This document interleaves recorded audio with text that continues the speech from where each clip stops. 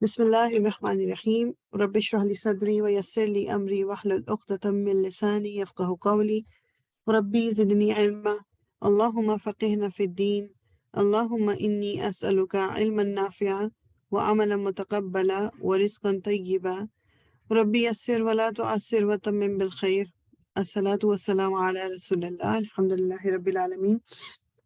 تو ہم نے آیہ نمبر 13 تک کر لیا تھا سورہ شورا، اور انشاءاللہ پھر کنٹینیو کرتے ہیں، تھوڑی سی تلاوت کر لوں گا۔ اعوذ باللہ من الشیطان الرجیم، بسم اللہ الرحمن الرحیم۔ وما تفرقوا إلا من بعد ما جاءهم العلم بغيا بينهم ولولا كلمة سبقت من ربك إلى أجل مسمى لقضي بينهم وإن الذين أورثوا الكتاب من بعدهم لفي شق منه مريب۔ صدق اللہ العظیم۔ لوگوں میں جو تفرقہ رونما ہوا وہ اس کے بعد ہوا کہ ان کے پاس علم آ چکا تھا، اور اس بنا پر ہوا کہ وہ آپس میں ایک دوسرے پر زیادتی کرنا چاہتے تھے۔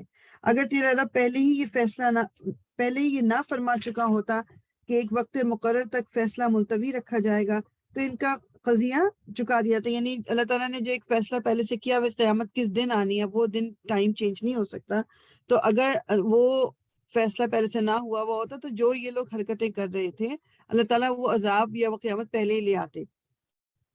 اور حقیقت یہ ہے کہ اگلوں کے بعد جو لوگ کتاب کے وارث بنائے گئے وہ اس کی طرف سے بڑے اضطراب انگیز شک میں پڑے ہوئے ہیں۔ چونکہ یہ حالت پیدا ہو چکی ہے، اس لیے اے محمد اب تم اسی دین کی طرف دعوت دو، اور جس طرح تمہیں حکم دیا گیا ہے اس پر مضبوطی کے ساتھ قائم ہو جاؤ، اور ان لوگوں کی خواہشات کا اتباع نہ کرو، اور ان سے کہہ دو کہ اللہ نے جو کتاب بھی نازل کی ہے میں اس پر ایمان لایا، مجھے حکم دیا گیا ہے کہ میں تمہارے درمیان انصاف کروں، اللہ ہی ہمارا رب بھی ہے اور تمہارا رب بھی، ہمارے اعمال ہمارے لیے اور تمہارے اعمال تمہارے لیے، ہمارے اور تمہارے درمیان کوئی جھگڑا نہیں، اللہ ایک روز ہم سب کو جمع کرے گا اور اسی کی طرف سب کو جانا ہے۔ اللہ کی دعوت پر لبیک کہے جانے کے بعد جو لوگ لبیک کہنے والوں سے اللہ کے دین کے معاملے میں جھگڑے کرتے ہیں ان کی حجت بازی ان کے رب کے نزدیک باطل ہے، اور ان پر اس کا غضب ہے اور ان کے لیے سخت عذاب ہے۔ وہ اللہ ہی ہے جس نے حق کے ساتھ یہ کتاب اور میزان نازل کی ہے، اور تمہیں کیا خبر شاید کہ فیصلے کی گھڑی قریب ہی آ لگی ہو۔ جو لوگ اس کے آنے پر ایمان نہیں رکھتے وہ تو اس کے لیے جلدی مچاتے ہیں، مگر جو اس پر ایمان رکھتے ہیں وہ اس سے ڈرتے ہیں اور جانتے ہیں کہ یقیناً وہ آنے والی ہے۔ خوب سن لو، جو لوگ اس گھڑی کے آنے میں شک ڈالنے والی بحثیں کرتے ہیں وہ گمراہی میں بہت دور نکل گئے ہیں۔ اللہ اپنے بندوں پر بہت مہربان ہے، جسے جو کچھ چاہتا ہے دیتا ہے، وہ بڑی قوت والا اور زبردست ہے۔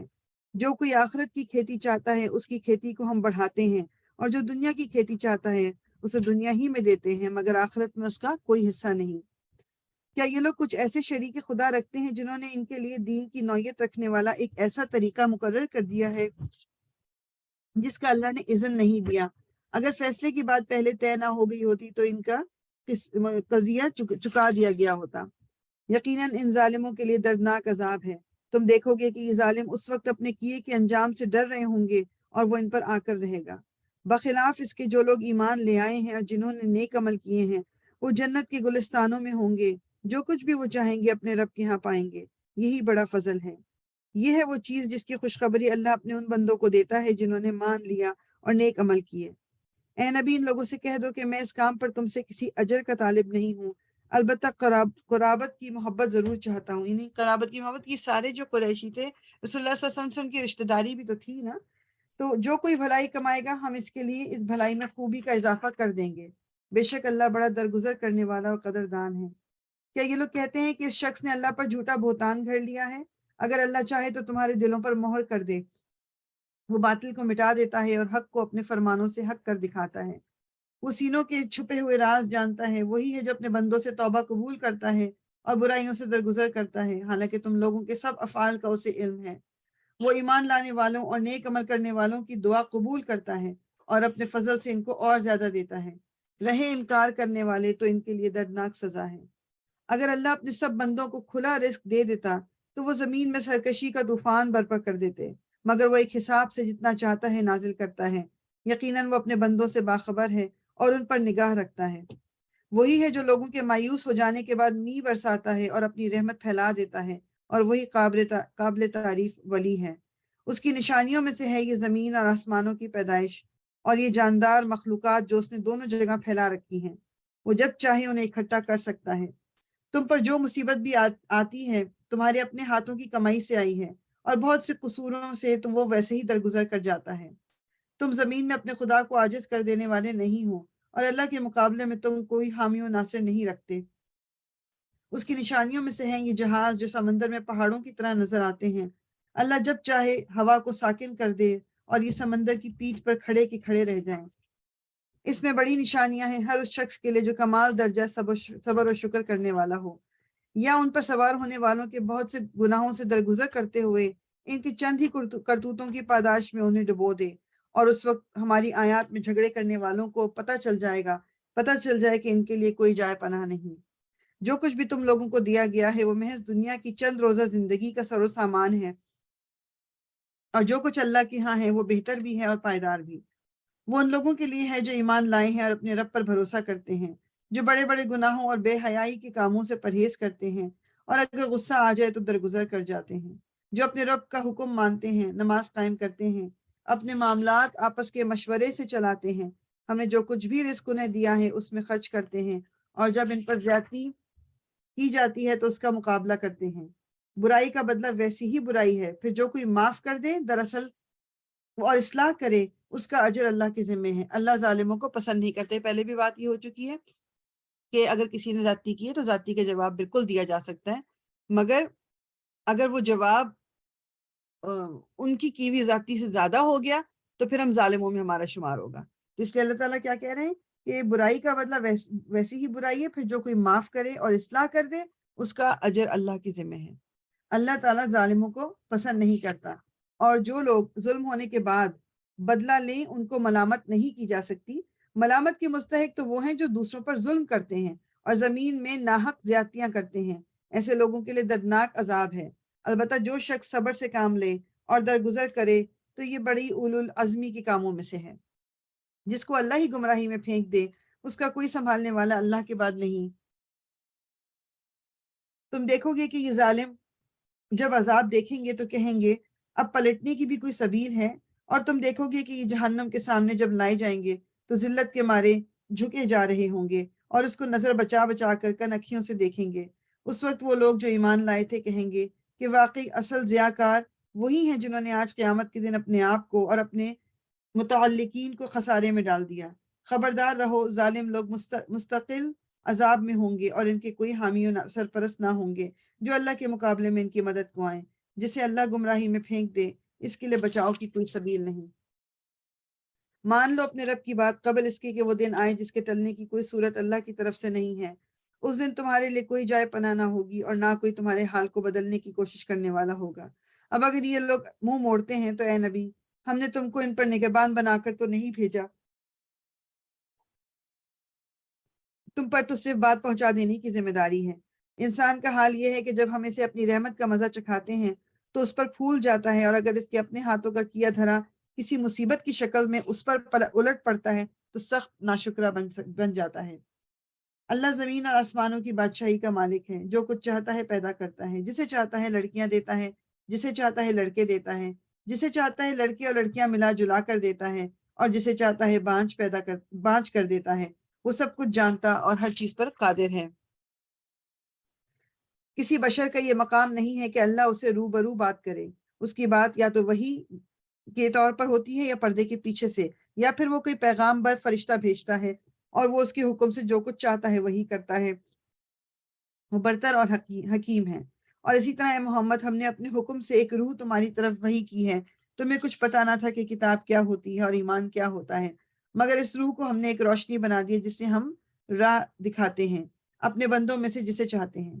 یقیناً تم سیدھے راستے کی طرف رہنمائی کر رہے ہو، اس خدا کے راستے کی طرف جو زمین اور آسمانوں کی ہر چیز کا مالک ہے۔ خبردار رہو، سارے معاملات اللہ ہی کی طرف رجوع کرتے ہیں۔ اور کہ یہ ہماری سورہ شورہ جو ہے یہ ختم ہوئی۔ اب ہم شروع کریں گے سورہ زخرف۔ سیکنڈ صرف مجھے دیں.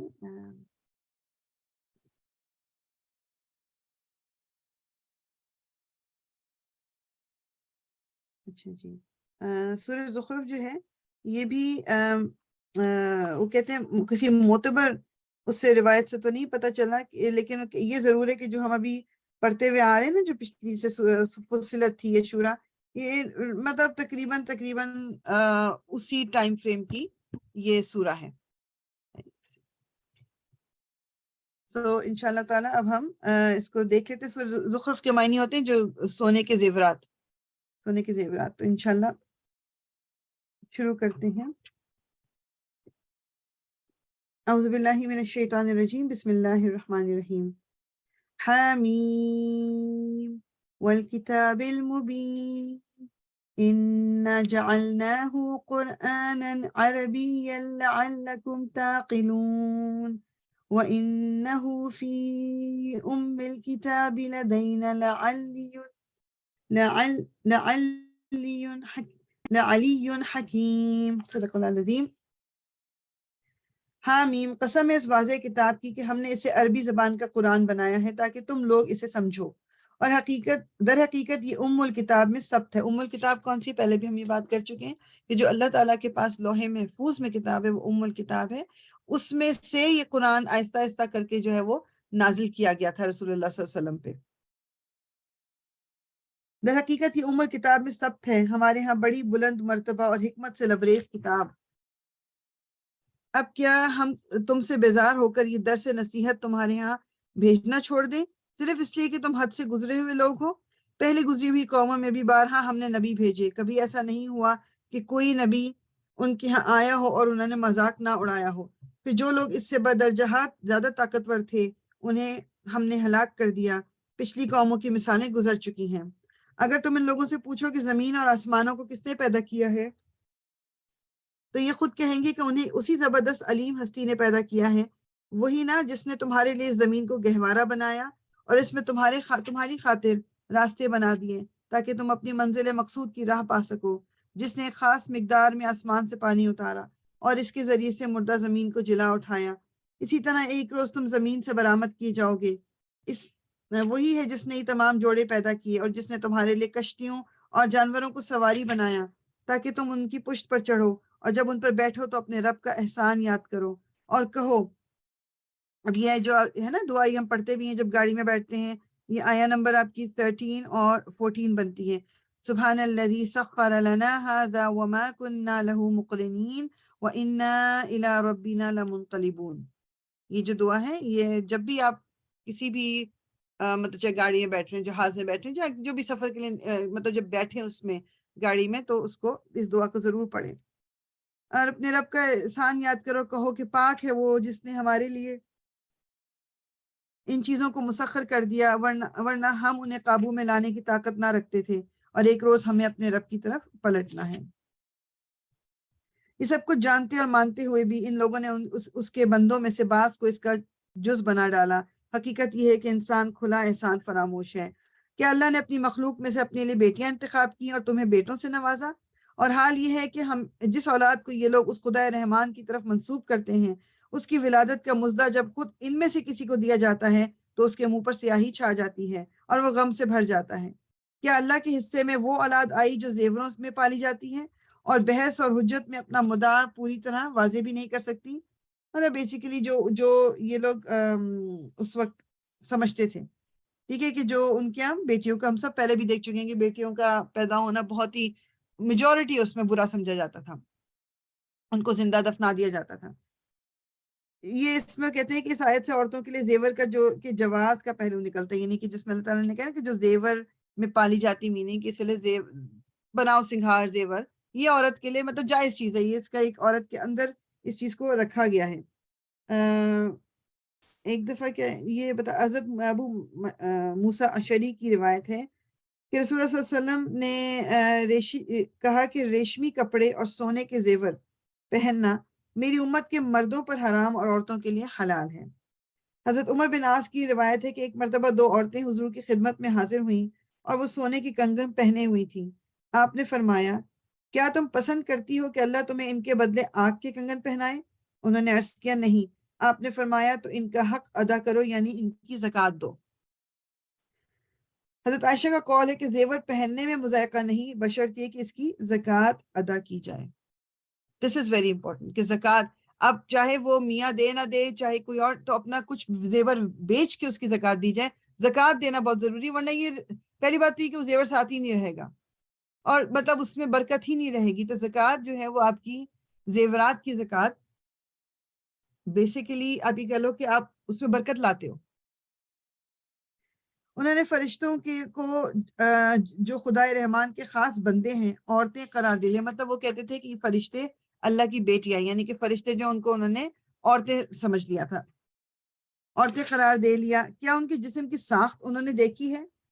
ان کی گواہی لکھ لی جائے گی اور انہیں اس کی جواب دہی کرنی ہوگی. کیا انہوں نے فرشتوں کو دیکھا ہے کہ وہ عورتیں ہیں یا مرد ہیں کیا ہیں؟ تو جب منہ سے اپنے یہ نکال رہے ہیں تو یہ بات تو لکھی جا رہی ہے اور پھر ان سے جو ہے اس کی جواب دہی ہوگی. اس سے جو ہمارے لیے لیسن نکلتا ہے نا وہ یہ نکلتا ہے کہ ہم بھی جب منہ سے کوئی بات نکالیں بس صرف اپنے آپ کو یہ بتا لیں کہ اس کا جواب مجھے دینا پڑے گا. دنیا میں نہیں بھی دینا پڑا تو آخرت میں تو دینا پڑے ہی گا. یہ کہتے ہیں اگر خدائے رحمان چاہتا کہ ہم ان کی عبادت نہ کریں تو ہم کبھی ان کو نہ پوچھتے. یہ اس معاملے کی حقیقت کو قطعی نہیں جانتے, محض تیر تکے لڑاتے ہیں. کیا ہم نے اس سے پہلے کوئی کتاب ان کو دی تھی جس کی سند اپنی اس ملائکہ پرستی کے لیے یہ اپنے پاس رکھتے ہوں؟ نہیں, بلکہ یہ کہتے ہیں کہ ہم نے اپنے باپ دادا کو ایک طریقے پر پایا اور ہم انہی کے نقش قدم پر چل رہے ہیں. اسی طرح تم سے پہلے جس بستی میں بھی ہم نے کوئی نذیر بھیجا اس کے کھاتے پیتے لوگوں نے یہی کہا کہ ہم نے اپنے باپ دادا کو ایک طریقے پر پایا ہے اور ہم انہی کے نقش قدم پر چل رہے ہیں. ہر نبی نے ان سے پوچھا کیا تم اسی ڈگر پر چلے جاؤ گے؟ خواہ میں اس راستے سے زیادہ صحیح راستہ تمہیں بتاؤں جس پر تم نے اپنے باپ دادا کو پایا ہے. انہوں نے سارے رسولوں کو یہی جواب دیا کہ جس دین کی طرف بلانے کے لیے تم بھیجے گئے ہو ہم اس کے کافر ہیں. آخرکار ہم نے ان کی خبر لے ڈالی اور دیکھ لو کہ جھٹلانے والوں کا کیا انجام ہوا. یاد کرو وہ وقت جب ابراہیم نے اپنے باپ اور اپنی قوم سے کہا تھا کہ تم جن کی بندگی کرتے ہو میرا ان سے کوئی تعلق نہیں, میرا تعلق صرف اس سے ہے جس نے مجھے پیدا کیا, وہی میری رہنمائی کرے گا. ابراہیم علیہ السلام یہی کہہ کر اپنے پیچھے اور یہی بات اپنے پیچھے اپنی اولاد میں چھوڑ گیا تاکہ وہ اس کی طرف رجوع کریں. اس کے باوجود جب یہ لوگ دوسروں کی بندگی کرنے لگے تو میں نے ان کو مٹا نہیں دیا بلکہ میں انہیں اور ان کے باپ دادا کو متاع حیات دیتا رہا یہاں تک کہ ان کے پاس حق اور کھول کھول کر بیان کرنے والا رسول آ گیا. مگر جب وہ حق ان کے پاس آیا تو انہوں نے کہہ دیا کہ یہ تو جادو ہے اور ہم اس کو ماننے سے انکار کرتے ہیں. کہتے ہیں قرآن دونوں شہروں کے بڑے آدمیوں میں سے کسی پر کیوں نازل نہ کیا گیا؟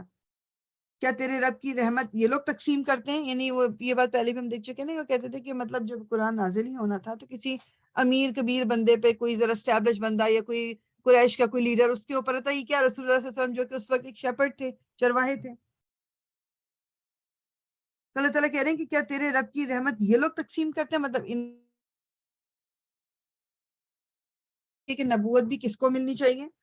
دنیا کی زندگی میں ان کی گزر بسر کے ذرائع تو ہم نے ان کے درمیان تقسیم کیے ہیں اور ان میں سے کچھ لوگوں کو کچھ دوسرے لوگوں پر ہم نے بدرجہاں فوقیت دی ہے تاکہ یہ ایک دوسرے سے خدمت لیں. اور تیرے رب کی رحمت اس دولت سے زیادہ قیمتی ہے جو ان کے رئیس سمیٹ رہے ہیں. اگر یہ اندیشہ نہ ہوتا کہ سارے لوگ ایک ہی طریقے کے ہو جائیں گے تو ہم خدا رحمان سے کفر کرنے والوں کے گھروں کی چھتیں اور ان کی سیڑھیاں جن سے وہ اپنے بالا خانوں پر چڑھتے ہیں اور ان کے دروازے اور ان کے تخت جن پر وہ تکیے لگا کر بیٹھتے ہیں سب چاندی اور سونے کے بنوا دیتے. یہ تو محض حیات دنیا کی متاع ہے اور آخرت تیرے رب کی ہاں صرف متقین کے لیے. یعنی اللہ تعالیٰ کہہ رہے ہیں کہ اگر یعنی زیادہ اس کی مطلب یہ اندیشہ نہ ہوتا کہ سب لوگ جو ہیں ایک ہی طریقے کے ہو جائیں. یعنی بیسیکلی اگر اللہ تعالیٰ چاہتے ہیں کہ سب کی چیزیں ان کے کفر کو بڑھانے کے لیے کہ ان کی سب چیزیں سونے کی ہو جاتی ہیں, یا اللہ تعالیٰ اگر چاہتے تو ہر انسان کو مطلب یعنی بیسیکلی یہ جو ہے نا کہ چاندی سونے کے بنوا دیتے ان کی سیڑھیاں, یعنی کہ سب کو اللہ تعالیٰ مال و دولت دے دیتے تو یہ دنیا کا نظام کیسے چلتا؟ We need each other. ہم میں سے کوئی ایک مقام پہ ہے, کوئی دوسرے مقام پہ ہے, کوئی ایک چیز میں اچھا ہے, کوئی دوسرے میں. اگر یہ ڈفرینسز نہ ہوتے, جاب کی ڈفرینسز نہ ہوتی تو ڈیفینیٹلی پرابلم پڑتی. تو اللہ تعالیٰ نے یہ جو کیا کہہ رہے ہیں کہ اگر وہ سب کچھ چاندی اور سونے کے بنوا دیتے یہ تو محض حیات دنیا کی متاع ہے اور آخرت تیرے رب کے یہاں صرف متقین کے لیے ہے۔ جو شخص رحمان کے ذکر سے تغافل برتتا ہے ہم اس پر ایک شیطان مسلط کر دیتے ہیں اور وہ اس کا رفیق بن جاتا ہے۔ یہ شیاطین ایسے لوگوں کو راہ راست پر آنے سے روکتے ہیں اور وہ اپنی جگہ یہ سمجھتے ہیں کہ ہم ٹھیک جا رہے ہیں۔ آخرکار جب یہ شخص ہمارے یہاں پہنچے گا تو اپنے شیطان سے کہے گا کاش میرے اور تیرے درمیان مشرق اور مغرب کا بعد ہوتا، یعنی اتنی دوری ہوتی، تو بدترین ساتھی نکلا۔ افشاں آپ کے لیے پاسبل ہے تھوڑا پڑھنا اس وقت؟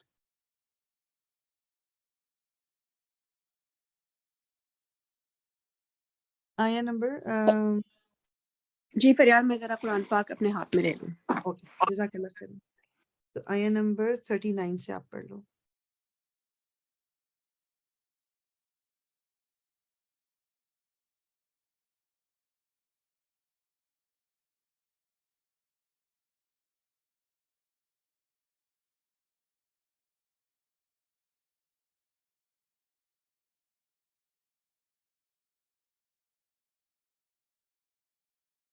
اوکے افشاں آپ انمیوٹ نہیں ہوئی بھی، اوکے؟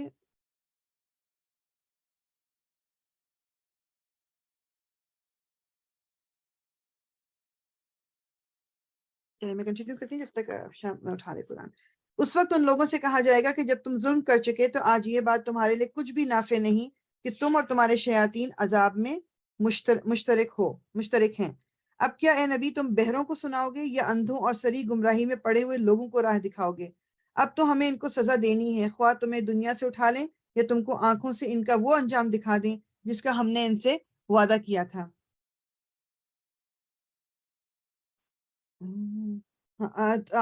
انجام دکھانے جس کا ہم نے ان سے وعدہ کیا ہے، ہمیں ان پر پوری قدرت حاصل ہے۔ تم بہرحال اس کتاب کو مضبوطی سے تھامے رہو جو وحی کے ذریعے تمہارے پاس بھیجی گئی ہے، یقیناً تم سیدھے راستے پر ہو۔ حقیقت یہ ہے کہ یہ کتاب تمہارے لیے اور تمہاری قوم کے لیے ایک بہت بڑا شرف ہے اور عنقریب تم لوگوں کو اس کی جواب دہی کرنی ہوگی۔ تم سے پہلے ہم نے جتنے رسول بھیجے تھے ان سب سے پوچھ دیکھو، کیا ہم نے خدا رحمان کے سوا کچھ دوسرے معبود بھی مقرر کیے تھے کہ ان کی بندگی کی جائے؟ ہم نے موسیٰ کو اپنی نشانیوں کے ساتھ فرعون اور اس کے اعیان سلطنت کے پاس بھیجا اور اس نے جا کر کہا کہ میں رب العالمین کا رسول ہوں۔ پھر جب اس نے ہماری نشانیاں ان کے سامنے پیش کی تو وہ ٹھٹے مارنے لگے۔ ہم ایک پر ایک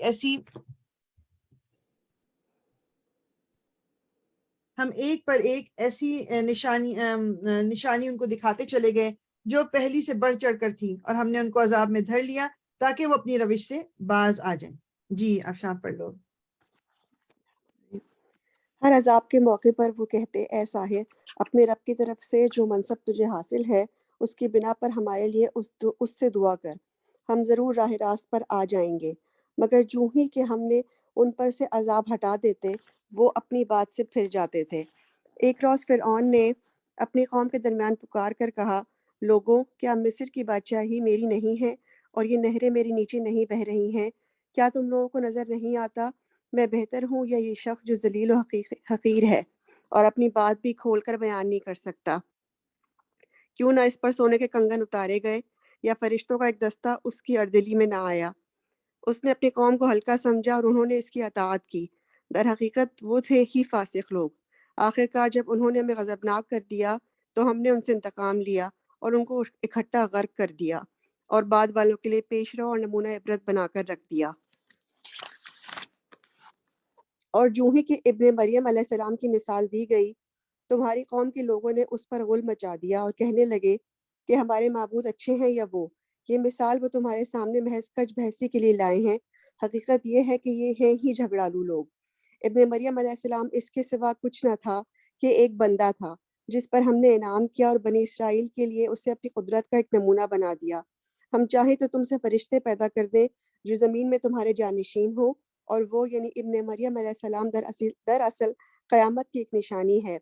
پس تم اس میں شک نہ کرو اور میری بات مان لو، یہی سیدھا راستہ ہے۔ ایک ایسا نہ ہو سوری، تو جو ہے نا وہ دراصل قیامت کی ایک نشانی، میننگ کہ ہمیں پتہ ہے ہم سب کو کہ قیامت کے قریب حضرت عیسیٰ نے دوبارہ واپس آنا ہے، ٹھیک ہے نا؟ تو یہ بیسیکلی یہ مطلب ان کو تو اللہ تعالیٰ نے زندہ اٹھا لیا تھا and then near the time وہ دوبارہ سے اس دنیا میں لائے جائیں گے۔ جی ایسا نہ ہو شیطان تم کو اس سے روک دے کہ وہ تمہارا کھلا دشمن ہے۔ اور جب عیسیٰ علیہ السلام صریح نشانیاں لیے ہوئے آیا تھا تو اس نے کہا تھا کہ میں تم لوگوں کے پاس حکمت لے کر آیا ہوں، اور اس لیے آیا ہوں کہ تم پر بعض ان باتوں کی حقیقت کھول دوں جن میں تم اختلاف کر رہے ہو، لہٰذا تم اللہ سے ڈرو اور میری اطاعت کرو۔ حقیقت یہ ہے کہ اللہ ہی میرا رب ہے اور تمہارا بھی، اسی کی تم عبادت کرو، یہی سیدھا راستہ ہے۔ مگر اس کی اس صاف تعلیم کے باوجود گروہوں نے آپس میں اختلاف کیا، بس تباہی ہے ان لوگوں کے لیے جنہوں نے ظلم کیا ایک دردناک دن کے عذاب سے۔ کیا یہ لوگ اب بس اس چیز کے منتظر ہیں کہ اچانک ان پر قیامت آ جائے اور انہیں خبر بھی نہ ہو؟ وہ دن جب آئے گا تو متقین کو چھوڑ کر باقی سب دوست ایک دوسرے کے دشمن ہو جائیں گے۔ اس روز ان لوگوں سے جو ہماری آیات پر ایمان لائے تھے اور مطیع فرما بن کر رہے تھے کہا جائے گا کہ اے میرے بندوں، آج تمہارے لیے کوئی خوف نہیں اور نہ تمہیں کوئی غم لاحق ہوگا، داخل ہو جاؤ جنت میں، تم اور تمہاری بیویاں، تمہیں خوش کر دیا جائے گا۔ ان کے آگے سونے کے تھال اور ساغر گردش کرائے جائیں گے، اور ہر من بھاتی اور نگاہوں کو لذت دینے والی ہر چیز وہاں موجود ہوگی۔ ان سے کہا جائے گا تم اب یہاں ہمیشہ رہو گے، تم اس جنت کے وارث اپنے ان اعمال کی وجہ سے ہوئے ہو جو تم دنیا میں کرتے رہے۔ تمہارے لیے یہاں بکثرت فواکہ موجود ہیں جنہیں تم کھاؤ گے۔ رہے مجرمین تو وہ ہمیشہ جنت کے عذاب میں مبتلا رہیں گے، کبھی ان کے عذاب میں کمی نہ ہوگی اور وہ اس میں مایوس پڑے ہوں گے۔ ان پر ہم نے ظلم نہیں کیا بلکہ وہ خود ہی اپنے اوپر ظلم کر رہے تھے۔ وہ پکاریں گے اے مالک تیرا رب، ہمارا کام ہی تمام کر دے تو اچھا ہے۔ وہ جواب دے گا تم یوں ہی پڑے رہو گے۔ ہم اچھا ایک تمہارے سیکنڈ، پاس اوکے یہ سینٹنس ختم کر لو۔ ہم تمہارے پاس حق لے کر آئے تھے مگر تم میں سے اکثر کو حق ہی ناگوار تھا۔ ٹھیک ہے، یہ جو وہ کہہ رہے ہیں نا کہ وہ پکاریں گے اے مالک تیرا رب، یہ مالک جو ہے، یہ جو جہنم کا جو داروغہ ہے نا، اس کا نام مالک ہے، جو فرشتہ جہنم کے اوپر وہ آپ کہہ لو کہ جو وہ اندر دھکیلیں گے اور لے کے جائیں گے، وہ جو فرشتے ہیں ان کا نام ہے مالک۔ تو یہ اس لیے یہاں پر کنفیوژن نہ ہو، اے مالک تیرا رب ہمارا کام ہی تمام کر دے تو اچھا ہے، ٹھیک ہے، تو یہ اس فرشتے کا نام ہے جی۔ کیا ان لوگوں نے کوئی اقدام کرنے کا فیصلہ کر لیا ہے؟ اچھا تو ہم بھی پھر ایک فیصلہ کر لیتے ہیں۔ کیا انہوں نے یہ سمجھ رکھا ہے کہ ہم ان کی راز کی باتیں اور ان کی سرگوشیاں سنتے نہیں ہیں؟ ہم سب کچھ سن رہے ہیں اور ہمارے فرشتے ان کے پاس ہی لکھ رہے ہیں۔ ان سے کہو اگر واقعی رحمان کی کوئی اولاد ہوتی تو سب سے پہلے عبادت کرنے والا میں ہوتا۔ پاک ہے آسمان اور زمین کا فرما روا، عرش کا مالک ان ساری باتوں سے جو یہ لوگ اس کی طرف منسوب کرتے ہیں۔ اچھا انہیں اپنے باطل خیالات میں غرق اور اپنے کھیل میں منمہک رہنے دو، یہاں تک کہ وہ اپنا دن دیکھ لیں جس کا انہیں خوف دلایا جا رہا ہے۔ وہی ایک آسمان میں بھی خدا ہے اور زمین میں بھی خدا ہے، اور وہی حکیم و علیم ہے۔ بہت بالا و برتر ہے وہ جس کے قبضے میں زمین اور آسمانوں اور اس کی ہر چیز کی بادشاہی ہے، جو زمین اور آسمان کے درمیان پائی جاتی ہے، اور وہی قیامت کی گھڑی کا علم رکھتا ہے، اور اسی کی طرف تم سب پلٹائے جانے والے ہو۔ اس کو چھوڑ کر یہ لوگ جنہیں پکارتے ہیں وہ کسی شفاعت کا اختیار نہیں رکھتے، الا یہ کہ کوئی علم کی بنا پر حق کی شہادت دے۔ اگر تم ان سے پوچھو کہ انہیں کس نے پیدا کیا تو یہ خود کہیں گے کہ اللہ نے، پھر کہاں سے یہ دھوکہ کھا رہے ہیں۔ قسم ہے رسول صلی اللہ علیہ وآلہ وسلم کے اس قول کی کہ اے رب، یہ وہ لوگ ہیں جو مان کر نہیں دیتے۔ اچھا اے نبی صلی اللہ علیہ وآلہ وسلم، ان سے درگزر کرو اور کہہ دو کہ سلام ہے تمہیں، عن قریب انہیں معلوم ہو جائے گا۔ اوکے، جزاک اللہ خیرن، جزاک اللہ خیرن۔ خیرن۔ اچھا جی، ہماری سورہ زخرف ختم ہوئی، اب اگلی ہے دخان۔ دخان جو ہے نا بیسیکلی یہ دھوئیں کو کہتے ہیں یہ، ٹھیک ہے، تو اس میں بیچ میں چونکہ یہ لفظ آیا ہے تو اس لیے اس کو ٹائٹل دے دیا گیا ہے، اور بیسیکلی میں اس میں تھوڑا سا اس میں سے پڑھ دیتی ہوں کہ اس کا زمانہ نزول بھی جو ہے وہ کہتے ہیں تقریباً شاید جو زخرف ہم نے پڑھی ہیں شاید اسی سے کے بعد یہ پہلے کا کوئی ہے۔ تاریخی پس منظر یہ ہے کہ جب کفار مکہ کی مخالفانہ روش شدید سے شدید تر ہو گئی تھی تو نبی کریم صلی اللہ علیہ وسلم نے دعا کی کہ خدایا یوسف کے قحط جیسے ایک قحط سے میری مدد فرما۔ ہم اگر سورہ یوسف میں پڑھ کے بھی آگے کہ جب وہ وہاں پر قحط آ گیا تھا، 7 سال انہوں نے پھر وہ رزق کھایا تھا، یا وہ جو انہوں نے سنبھال کے رکھا ہوا تھا ان کو حضرت یوسف نے بتائی تھی تعویل کے ان کے خواب کی، ٹھیک ہے، تو 7 سال کافی بہت بڑا قحط تھا۔ تو اس کے بعد مطلب وہ اللہ تعالیٰ سے رسول اللہ صلی اللہ علیہ وسلم کہہ رہے ہیں کہ یہ لوگ تو سن کے نہیں دے رہے، مان کے نہیں دے رہے، تو جو یوسف علیہ السلام کے قحط جیسے ایک قحط سے میری مدد فرما۔ حضور کا خیال یہ تھا کہ جب ان لوگوں پر مصیبت پڑے گی تو انہیں خدا یاد آ جائے گا اور ان کے دل نصیحت قبول کرنے کے لیے نرم پڑ جائیں گے۔ اللہ تعالیٰ نے آپ کی دعا قبول فرمائی اور سارے علاقے میں ایسے زور کا قحط پڑا کہ لوگ بلبلا اٹھے۔ آخرکار بعض سردارین قریش جن میں حضرت عبداللہ بن مسعود نے خاص طور پر ابو سفیان کا نام لیا ہے، حضور کے پاس آئے اور آپ سے درخواست کی کہ اپنی قوم کو اس بلا سے نجات دلانے کے لیے اللہ سے دعا کریں۔ یہی موقع ہے جب اللہ تعالیٰ نے یہ سورہ جو ہے وہ نازل فرمائی تھی۔ ٹھیک ہے، دیکھ لیتے ہیں انشاءاللہ۔ ہاں، اعوذ باللہ من الشیطان الرجیم، بسم اللہ الرحمن الرحیم۔ حمیم والکتاب المبین انا انزلناه فی لیلۃ مبارکۃ انا کنا منذرین فیہا یفرق کل امر حکیم امرا من عندنا انا کنا مرسلین۔ صدق اللہ العظیم۔ حامیم، قسم ہے اس کتاب مبین کی کہ ہم نے اسے ایک بڑی خیر و برکت والی رات میں نازل کیا ہے، کیونکہ ہم لوگوں کو متنبع کرنے کا ارادہ رکھتے ہیں۔ اب وہ خیر و برکت والی رات اللہ تعالی ہم سب کو نصیب کرے کہ وہ رمضان کی، اور اس کے میں صرف حدیث سے جو ہمیں چیزیں پتہ ہیں اس کا تھوڑا سا ایک بس وہ دوبارہ سے ایک سمرائز کر کے اپنے لفظوں میں بتا دوں کہ ایک تو ہم سورہ بقرہ میں پڑھ کے آگے کہ اللہ تعالیٰ نے کہا کہ قرآن کو میں نے رمضان میں نازل کیا، شہر رمضان الذی انزل فیہ القرآن، کہ قرآن کو رمضان کے مہینے میں۔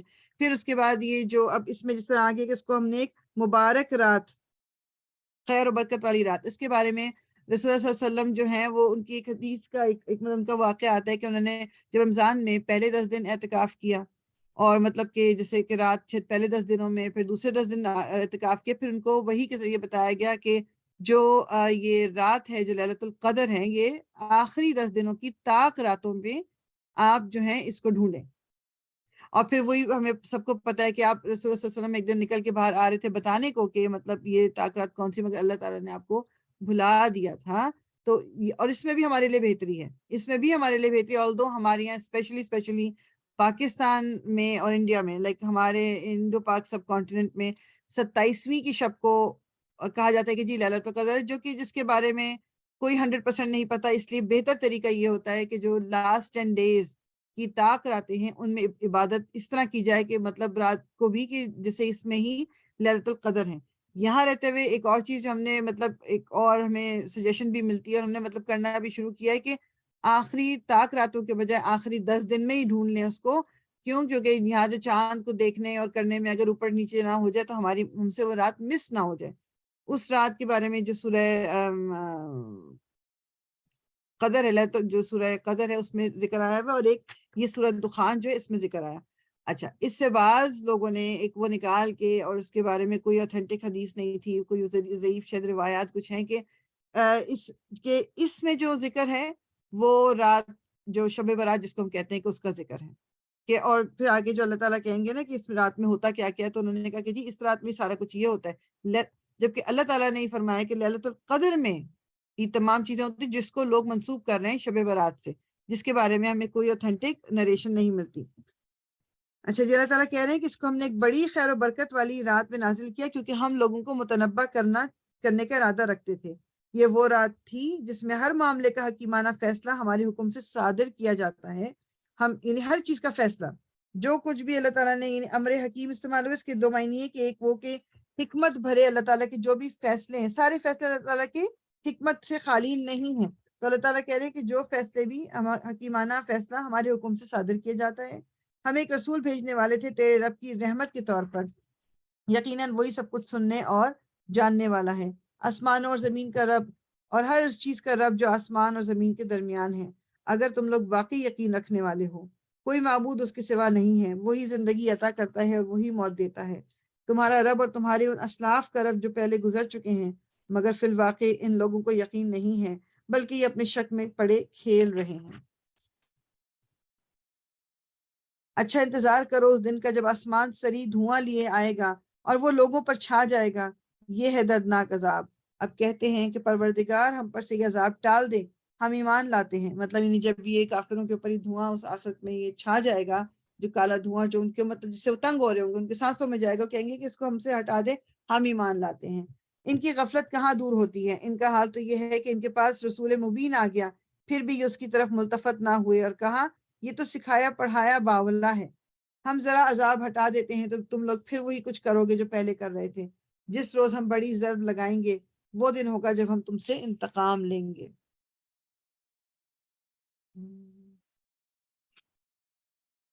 ہم ان سے پہلے فرعون کی قوم کو اسی آزمائش میں ڈال چکے ہیں. ان کے پاس ایک نہایت شریف رسول آیا اور اس نے کہا اللہ کے بندوں کو میرے حوالے کر دو. میں تمہارے لیے ایک امانت دار رسول ہوں. اللہ کے مقابلے میں سرکشی نہ کرو. میں تمہارے سامنے اپنی ماموریت کی صریح سند پیش کرتا ہوں اور میں اپنے رب اور تمہارے رب کی پناہ لے چکا ہوں اس سے کہ تم مجھ پر حملہ آور ہو. اگر تم میری بات نہیں مانتے تو مجھ پر ہاتھ ڈالنے سے باز رہو. آخرکار اس نے اپنے رب کو پکارا کہ یہ لوگ مجرم ہیں. جواب دیا گیا اچھا تو راتوں رات میرے بندوں کو لے کر چل پڑ. تم لوگوں کا پیچھا کیا جائے گا. سمندر کو اس کے حال پر کھلا چھوڑ دے. یہ سارا لشکر غرق ہونے والا ہے. کتنے ہی باغ اور چشمے اور کھیت اور شاندار محل تھے جو وہ چھوڑ گئے. کتنے ہی عیش کی اثر و سامان جن میں وہ مزے کر رہے تھے ان کے پیچھے دھرے رہ گئے. یہ ہوا ان کا انجام اور ہم نے دوسروں کو ان چیزوں کا وارث بنا دیا. پھر نہ آسمان ان پر رویا نہ زمین اور ذرا سی مہلت بھی ان کو نہیں دی گئی.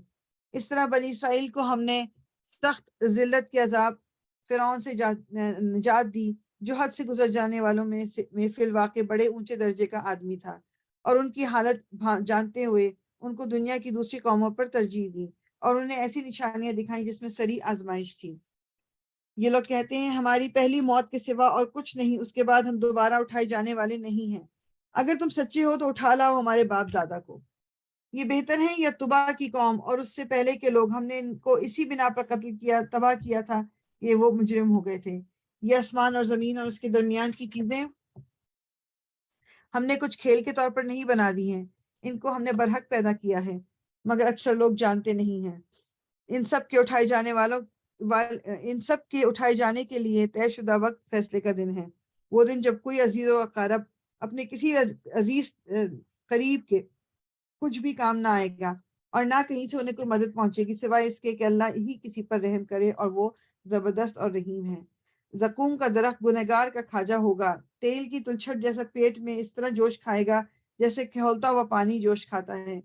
پکڑو اسے اور ریگتے ہوئے لے جاؤ اس کو جہنم کے بیچوں بیچ اور انڈیل دو اس کے سر پر کھولتے ہوئے پانی کا عذاب اور اس کے سر پر کھولتے ہوئے پانی کا عذاب چک. اس کا مزہ بڑا زبردست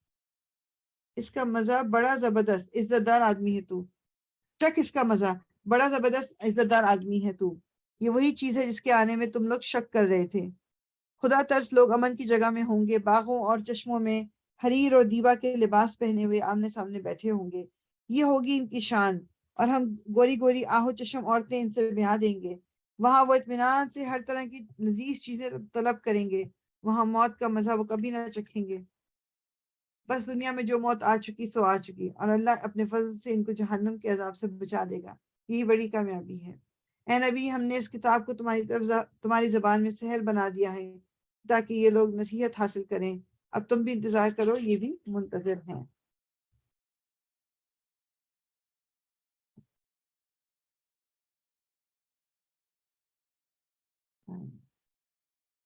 سورہ جاسیہ, اس کا بھی زمان نزول جو ہے کسی معتبر روایت میں بیان نہیں ہوا, لیکن اس کے مضامین دیکھ کے صاف پتہ چل رہا ہے کہ سورہ دخان جو نے بھی پڑھی وہ اور یہ جو ہے کافی قریب کی صورتیں ہیں.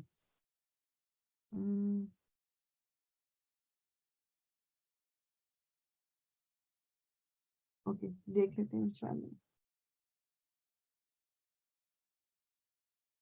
اعوذ باللہ من الشیطان الرجیم. بسم اللہ الرحمن الرحیم.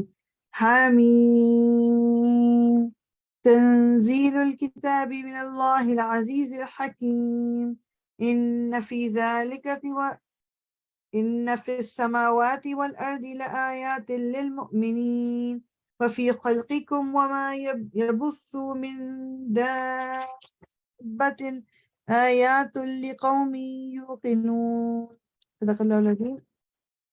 حامیم, اس کتاب کا نزول اللہ کی طرف سے ہے جو زبردست اور حکیم ہے. حقیقت یہ ہے کہ آسمانوں اور زمین میں بے شمار نشانیاں ہیں ایمان لانے والوں کے لیے اور تمہاری اپنی پیدائش میں اور ان حیوانات میں بھی جن کو اللہ زمین میں پھیلا رہا ہے. بڑی نشانیاں ہیں ان لوگوں کے لیے جو یقین لانے والے ہیں. آیات جو ہے نا, جو ورڈ آیت ہے اس سے ہمیشہ دماغ میں جو پہلی چیز آتی ہے ظاہری بات ہے قرآن کی آیت آتی ہے ہمارے دماغ میں. آیت کہتے ہیں کسی بھی نشانی کو. اللہ تعالیٰ کی سب سے بڑی نشانی یہ قرآن ہے. پھر اس کی آیات مطلب جو اس کے اندر جن کو آپ کہہ لو عربک سینٹنسز ہیں وہ بھی آیات. پھر اپنے ارد گرد جو چیز ہمیں نظر آ رہی ہے وہ بھی ہمارے لیے آیات ہیں، اللہ کی نشانیاں جن کو دیکھ کے پھر ہمیں یاد رہے کہ اللہ تعالیٰ کون ہے، وہ جو ہے وہ آیات کہلاتی ہیں. ان لوگوں کے لیے جو یقین لانے والے ہیں. اور شب و روز کے فرق اور اختلاف میں اور اس رزق میں جسے اللہ آسمان سے نازل فرماتا ہے، پھر اس کے بعد ذریعے سے مردہ زمین کو جلا اٹھاتا ہے، اور ہواؤں کی گردش میں بہت نشانیاں ہیں ان لوگوں کے لیے جو عقل سے کام لیتے ہیں. یہ اللہ کی نشانیاں ہیں جنہیں ہم تم سے صاف صاف سامنے ٹھیک ٹھیک بیان کر رہے ہیں. اب اگر آخر اللہ اور اس کی آیات کے بعد اور کون سی بات ہے جس پہ یہ لوگ ایمان لائیں گے. اوکے. تباہی ہے ہر اس جھوٹے بدعمال شخص کے لیے جس کے سامنے اللہ کی آیات پڑھی جاتی ہیں اور وہ ان کو سنتا ہے، پھر پورے استقبال کے ساتھ اپنے کفر پر اس طرح اڑا رہتا ہے کہ گویا اس نے ان کو سنا ہی نہیں. ایسے شخص کو دردناک عذاب کا مدت سنا دو. ہماری آیات میں سے کوئی بات جب اس کے علم میں آتی ہے تو وہ اس کا مذاق بنا لیتا ہے. ایسے سب لوگوں کے لیے ذلت کا عذاب ہے. ان کے آگے جہنم ہے. جو کچھ بھی انہوں نے دنیا میں کمایا ہے ان میں سے کوئی چیز ان کی کسی کام نہ آئے گی، نہ ان کی وہ سرپرست ہی ان کے کچھ کام آ سکیں گے جنہیں اللہ کو چھوڑ کر انہوں نے اپنا ولی بنا رکھا ہے. ان کے لیے بڑا عذاب ہے. یہ قرآن سراسر ہدایت ہے اور ان لوگوں کے لیے بلا کا دردناک عذاب جنہوں نے اپنے رب کی آیات کو ماننے سے انکار کیا. وہ اللہ ہی تو ہے جس نے تمہارے لیے سمندر کو مسخر کیا تھا کہ اس کے حکم سے کشتیاں اس میں چلیں اور تم اس کا فضل تلاش کرو اور شکر گزار ہو. اس نے زمین اور آسمانوں کی ساری چیزوں کو تمہارے لیے مسخر کر دیا، سب کچھ اپنے پاس سے. اس میں بڑی نشانیاں ہیں ان لوگوں کے لیے جو غور و فکر کرنے والے ہیں. اے نبی، ایمان لانے والوں سے کہہ دو کہ جو لوگ اللہ کی طرف سے بڑے دن آنے کا کوئی اندیشہ نہیں رکھتے ان کی حرکتوں پر درگزر سے کام لیں، تاکہ کہ اللہ خود ایک گروہ کو اس کی کمائی کا بدلہ دے. جو کوئی نیک عمل کرے گا اپنے ہی لیے کرے گا، اور جو برائی کرے گا وہ اپنے ہی آپ اس کا خمیازہ بھگتے گا. پھر جانا تو سب کو اپنے رب ہی کی طرف سے ہے. اس سے پہلے بنی اسرائیل کو ہم نے کتاب اور حکمت اور نبوت عطا کی تھی. ان کو ہم نے عمدہ سوانح زیست سے نوازا تھا. دنیا بھر کے لوگوں پر انہیں فضیلت دی تھی اور دین کے معاملے میں انہیں ہدایت واضح فرما دی تھی. پھر جو اختلاف ان کے درمیان رونما ہوا وہ نہ واقفیت کی وجہ سے نہیں بلکہ علم آ جانے کے بعد ہوا، اور اس بنا پر ہوا کہ وہ آپس میں ایک دوسرے سے زیادتی کرنا چاہتے تھے. اللہ قیامت کے روز ان معاملات کا فیصلہ فرما دے گا جس میں وہ اختلاف کر رہے تھے. اس کے بعد اے نبی ہم نے تم کو دین کے معاملے میں ایک صاف شاہراہ شریعت پر قائم کیا ہے، لہٰذا تم اسی پر چلو اور ان لوگوں کی خواہشات کا اتباع نہ کرو جو علم نہیں رکھتے. اللہ کے مقابلے میں وہ تمہارے کچھ بھی کام نہیں آ سکتے. ظالم لوگ ایک دوسرے کے ساتھی ہیں اور متقیوں کا ساتھی اللہ ہے.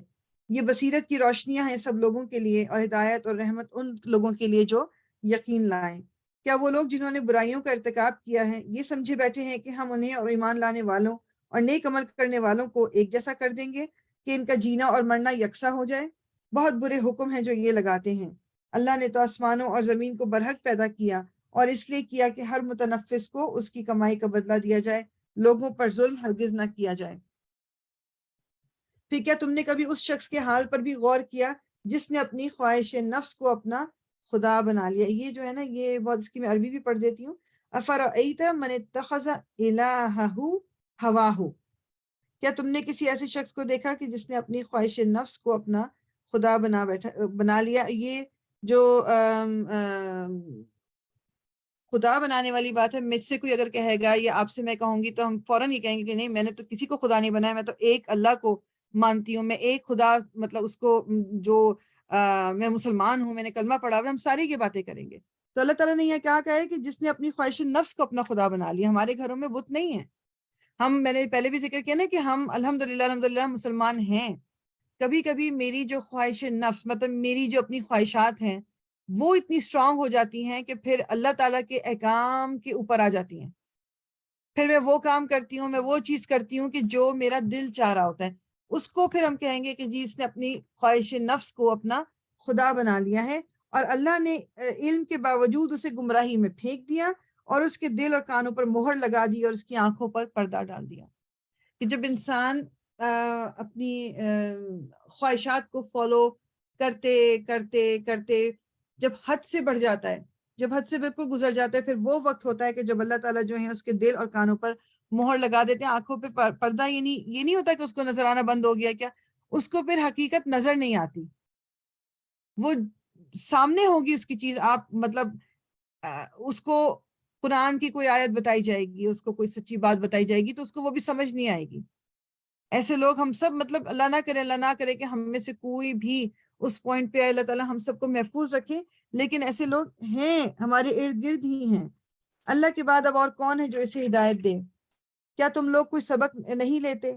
یہ لوگ کہتے ہیں کہ زندگی بس یہی ہماری دنیا کی زندگی ہے, یہی ہمارا مرنا اور جینا ہے, اور گردش ایام کے سوا کوئی چیز نہیں جو ہمیں ہلاک کرتی ہو. یعنی کہ وہ کہتے ہیں کہ بس یہی یہ زندگی یہی ہے, یہ تو ذرا ٹائم جو آ رہا ہے جا رہا ہے اور اوپر نیچے دن رات آ رہے ہیں جا رہے ہیں, اس کی وجہ سے جو کچھ چینجز آ رہی ہیں وہ آ رہی ہیں, مطلب ویسے تو ہم نے ادھر ہی رہنا ہے ہمیشہ, اور گردش ایام کے سوا کوئی چیز نہیں جو ہمیں ہلاک کرتی ہو. در حقیقت اس معاملے میں ان کے پاس کوئی علم نہیں ہے, یہ محض گمان کی بنا پر یہ باتیں کرتے ہیں, اور جب ہماری واضح آیات انہیں سنائی جاتی ہیں تو ان کے پاس کوئی حجت اس کے سوا نہیں ہوتی کہ اٹھا لاؤ ہمارے باپ دادا کو اگر تم سچے ہو. اے نبی ان سے کہو اللہ ہی تمہیں زندگی بخشتا ہے, پھر وہی تمہیں موت دیتا ہے, پھر وہی تم کو اس قیامت کے دن جمع کرے گا جس کے آنے میں کوئی شک نہیں, مگر اکثر لوگ جانتے نہیں ہیں. زمین اور آسمانوں کی بادشاہی اللہ ہی کی ہے, اور جس روز قیامت کی گھڑی آ کھڑی ہوگی اس دن باطل پرست خسارے میں پڑ جائیں گے. اس وقت تم ہر گروہ کو گھٹنوں کے بل گرا دیکھو گے, ہر گروہ کو پکارا جائے گا کہ آئے اور اپنا نامہ اعمال دیکھے. ان سے کہا جائے گا کہ آج تم لوگوں کو ان اعمال کا بدلہ دیا جائے گا جو تم کرتے رہے تھے. یہ ہمارا تیار کرایا ہوا اعمال نامہ ہے جو تمہارے اوپر ٹھیک ٹھیک شہادت دے رہا ہے. جو کچھ بھی تم کرتے تھے اسے ہم لکھواتے جاتے تھے. پھر جو لوگ ایمان لائے تھے اور نیک عمل کرتے رہے تھے انہیں ان کا رب اپنی رحمت میں داخل کرے گا, اور یہی سری کامیابی ہے. اور جن لوگوں نے کفر کیا تھا ان سے کہا جائے گا کہ کیا میری آیات تم کو نہیں سنائی جاتی تھی, مگر تم نے تکبر کیا اور مجرم بن کر رہے. اور جب کہا جاتا تھا کہ اللہ کا وعدہ برحق ہے اور قیامت کے آنے میں کوئی شک نہیں, تو تم کہتے تھے کہ ہم نہیں جانتے قیامت کیا ہوتی ہے, ہم تو بس ایک گمان سا رکھتے ہیں, یقین ہم کو نہیں ہے. ہم یہ منہ سے نہیں کہتے, ہمارے ایکشنز کہہ دیتے ہیں. کہ بعض دفعہ ہمارے ایکشن سے پتہ چلتا ہے کہ مطلب ہمارا شاید یہ یقین نہیں ہے کہ قیامت کبھی آئے گی اور مجھے جواب دہ ہونا پڑے گا. اس وقت ان پر ان کے اعمال کی برائیاں کھل جائیں گی اور وہ اسی چیز کے پھیر میں آ جائیں گے جس کا وہ مذاق اڑایا کرتے تھے. اور ان سے کہہ دیا جائے گا کہ آج ہم بھی اسی طرح تمہیں بھلائی دیتے ہیں جس طرح تم اس دن کی ملاقات کو بھول گئے تھے. تمہارا ٹھکانہ اب دوزخ ہے اور کوئی تمہاری مدد کرنے والا نہیں ہے. یہ تمہارا انجام اس لیے ہوا کہ تم نے اللہ کی آیات کا مذاق بنا لیا تھا اور تمہیں دنیا کی زندگی نے دھوکے میں ڈال دیا تھا. لہٰذا آج نہ یہ لوگ دوزخ سے نکالے جائیں گے اور نہ ان سے کہا جائے گا کہ معافی مانگ کر اپنے رب کو راضی کر لیں. بس تعریف اللہ ہی کے لیے ہے جو زمین اور آسمانوں کا مالک اور سارے جہاں والوں کا پروردگار ہے. زمین اور آسمانوں میں بڑائی اسی کے لیے ہے اور وہی زبردست اور دانا ہے. تو جی انشاءاللہ یہاں پر ہم بریک لے لیں نماز کے لیے, 15 منٹ کا بریک لے لیں. نئی سورہ شروع کروں گی تو نماز کے بعد ہی شروع کر لوں گی انشاءاللہ تعالی. تو ٹائم کیا ہوا 53. ہاں تو 15 منٹ کی بریک انشاءاللہ تعالی لے لیجیے اور اس کے بعد سب واپس آ جائیں. میں ٹائمر لگا دیتی ہوں. اعوذ باللہ من الشیطان الرجیم, بسم اللہ الرحمن الرحیم.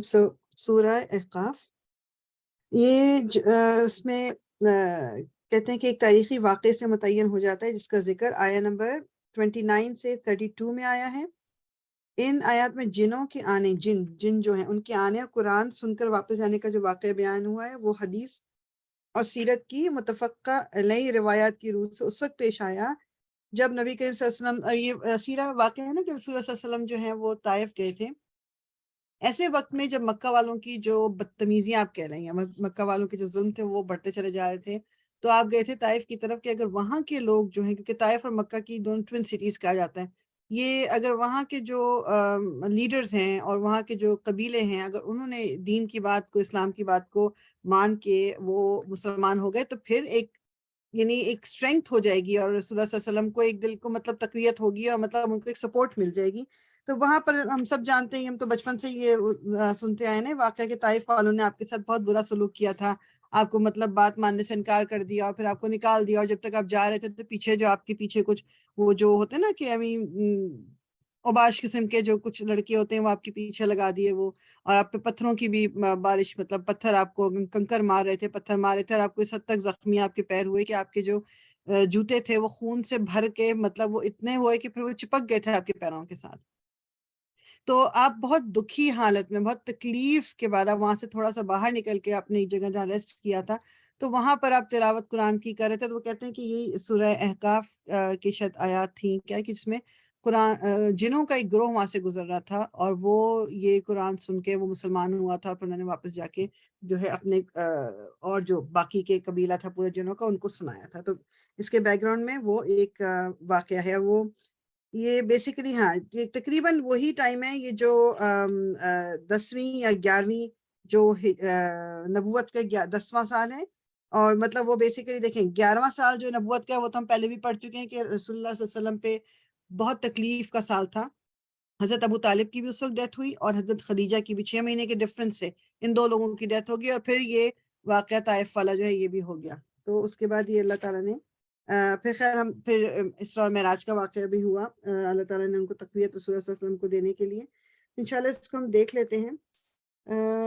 اس میں نا ایک دعا بھی آئے گی کہ جو میں پہلے چلو اس دعا کو پڑھ دیتی ہوں کہ اس میں ترجمہ ہی ہے اس کا، کہ رسول اللہ صلی اللہ علیہ وسلم جب طائف سے باہر نکلے اور آپ مطلب بہت دکھ میں تھے، بہت تکلیف میں تھے، تو وہاں پر آپ نے اچھا ان کے پاس اللہ تعالیٰ نے فرشتہ بھیجا کہ اگر آپ کہتے ہیں تو یہ دونوں پہاڑوں کو ہم ملا دیں تو یہ پوری کی پوری بستی تباہ ہو جائے گی جو انہوں نے آپ کے ساتھ کیا۔ مگر رسول اللہ صلی اللہ علیہ وسلم نے کہا کہ نہیں، مجھے امید ہے کہ یہاں سے مطلب یہی اسلام کا وہ نکلے گا یہاں سے پودا۔ تو پھر آپ نے ایک جگہ جہاں پر رکے تھے وہاں آپ نے ایک دعا مانگی تھی، تو اس دعا کا ترجمہ ہے جو میں آپ کو پڑھ دیتی ہوں ذرا۔ خداوند میں تیرے ہی حضور اپنی بے بسی اور بے چارگی اور لوگوں کی نگاہ میں اپنی بے قدری کا شکوہ کرتا ہوں۔ اے ارحم الراحمین، تو سارے ہی کمزوروں کا رب ہے اور میرا رب بھی تو ہی ہے۔ مجھے کس کے حوالے کر رہا ہے؟ کیا کسی بیگانے کے حوالے جو مجھ سے درستی کے ساتھ پیش آئے، یا کسی دشمن کے حوالے جو مجھ پر قابو پالے؟ اگر تو مجھ سے ناراض نہیں ہے تو مجھے کسی مصیبت کی پرواہ نہیں، مگر تیری طرف سے عاقبت مجھے نصیب ہو جائے تو اس میں میرے لیے زیادہ کشادگی ہے۔ میں پناہ مانگتا ہوں تیری ذات کے اس نور کی جو اندھیرے میں اجالا اور دنیا اور آخرت کے معاملات کو درست کرتا ہے۔ مجھے اس سے بچا لے کہ تیرا غضب مجھ پر نازل ہو یا میں تیرے عطاب کا مستحق ہو جاؤں۔ تیری مرضی پر راضی ہوں یہاں تک کہ تو مجھ سے راضی ہو جائے۔ کوئی زور آور طاقت تیرے بغیر نہیں۔ کتنی خوبصورت دعا ہے یہ، مطلب یہ ہم سب بھی دعا مانگ سکتے ہیں۔ یہ جو دعا ہے یہ رسول اللہ صلی اللہ علیہ وسلم نے یہ مانگی تھی جب وہ یعنی بالکل ہی دل ٹوٹا ہوا، لیکن پھر بھی کیا کہہ رہے ہیں کہ مجھے زیادہ میرے لیے میٹر یہ کرتا ہے کہ تو مجھ سے ناراض تو نہیں ہے، مطلب باقی چیزوں کو تو میں ہینڈل کر لوں گا۔ تو اللہ تعالیٰ ہمیں بھی توفیق دے کہ مطلب اللہ تعالیٰ کی ناراضگی سے ہم ڈر کے اپنے آپ کو ہم روکیں ان کاموں کو کرنے میں، کہ اللہ میرا رب مجھ سے ناراض نہ ہو جائے۔ باقی دنیا میں جو اپ اینڈ ڈاؤن ہوتی ہیں چیزیں، جو اپس اینڈ ڈاؤن آتے ہیں، یہ ہم سب کی ایک طرح سے آپ یہ کہہ لو کہ ہم ہر لو پوائنٹ ان آر لائف اس سے ہم نکل کے بہتری کی طرف ہی جاتے ہیں۔ تو یہ بھی اللہ تعالیٰ کی طرف سے ہمارے لیے رحمت ہوتی ہے۔ ٹھیک ہے، انشاءاللہ شروع کر لیتے ہیں۔ اعوذ باللہ من الشیطان الرجیم، بسم اللہ الرحمن الرحیم۔ اور یہ ہمارا 26 جز بھی شروع ہو رہا ہے۔ حامیم تنزیل الکتاب من اللہ العزیز الحکیم، ما خلقنا السماوات والارض وما بینہما الا بالحق واجل مسمى والذین کفروا عما انذروا معرضون۔ صدق اللہ العظیم۔ حامیم، اس کتاب کا نزول اللہ زبردست اور دانا کی طرف سے ہے۔ ہم نے زمین اور آسمانوں کو اور ان ساری چیزوں کو جو ان کے درمیان ہیں برحق اور ایک مدت خاص کے تعین کے ساتھ پیدا کیا ہے، مگر یہ کافر لوگ اس حقیقت سے منہ موڑے ہوئے ہیں جس سے ان کو خبردار کیا گیا ہے۔ اے نبی ان سے کہو کبھی تم نے آنکھیں کھول کر دیکھا بھی کہ وہ ہستیاں ہیں کیا جنہیں تم خدا کو چھوڑ کر پکارتے ہو؟ ذرا مجھے دکھاؤ تو صحیح کہ زمین میں انہوں نے کیا پیدا کیا ہے، یا آسمانوں کی تخلیق اور تدبیر میں ان کا کیا حصہ ہے؟ اس سے پہلے آئی ہوئی کوئی کتاب یا علم کا کوئی بقیہ ان عقائد کے ثبوت میں تمہارے پاس موجود ہو تو وہی لے آؤ اگر تم سچے ہو۔ آخر اس شخص سے زیادہ بہکا ہوا انسان اور کون ہوگا جو اللہ کو چھوڑ کر ان کو پکارے جو قیامت تک اسے جواب نہیں دے سکتے، بلکہ اس سے بھی بے خبر ہیں کہ پکارنے والے ان کو پکار رہے ہیں۔ اور جب تمام انسان جمع کیے جائیں گے اس وقت وہ اپنے پکارنے والوں کے دشمن اور ان کی عبادت کے منکر ہوں گے۔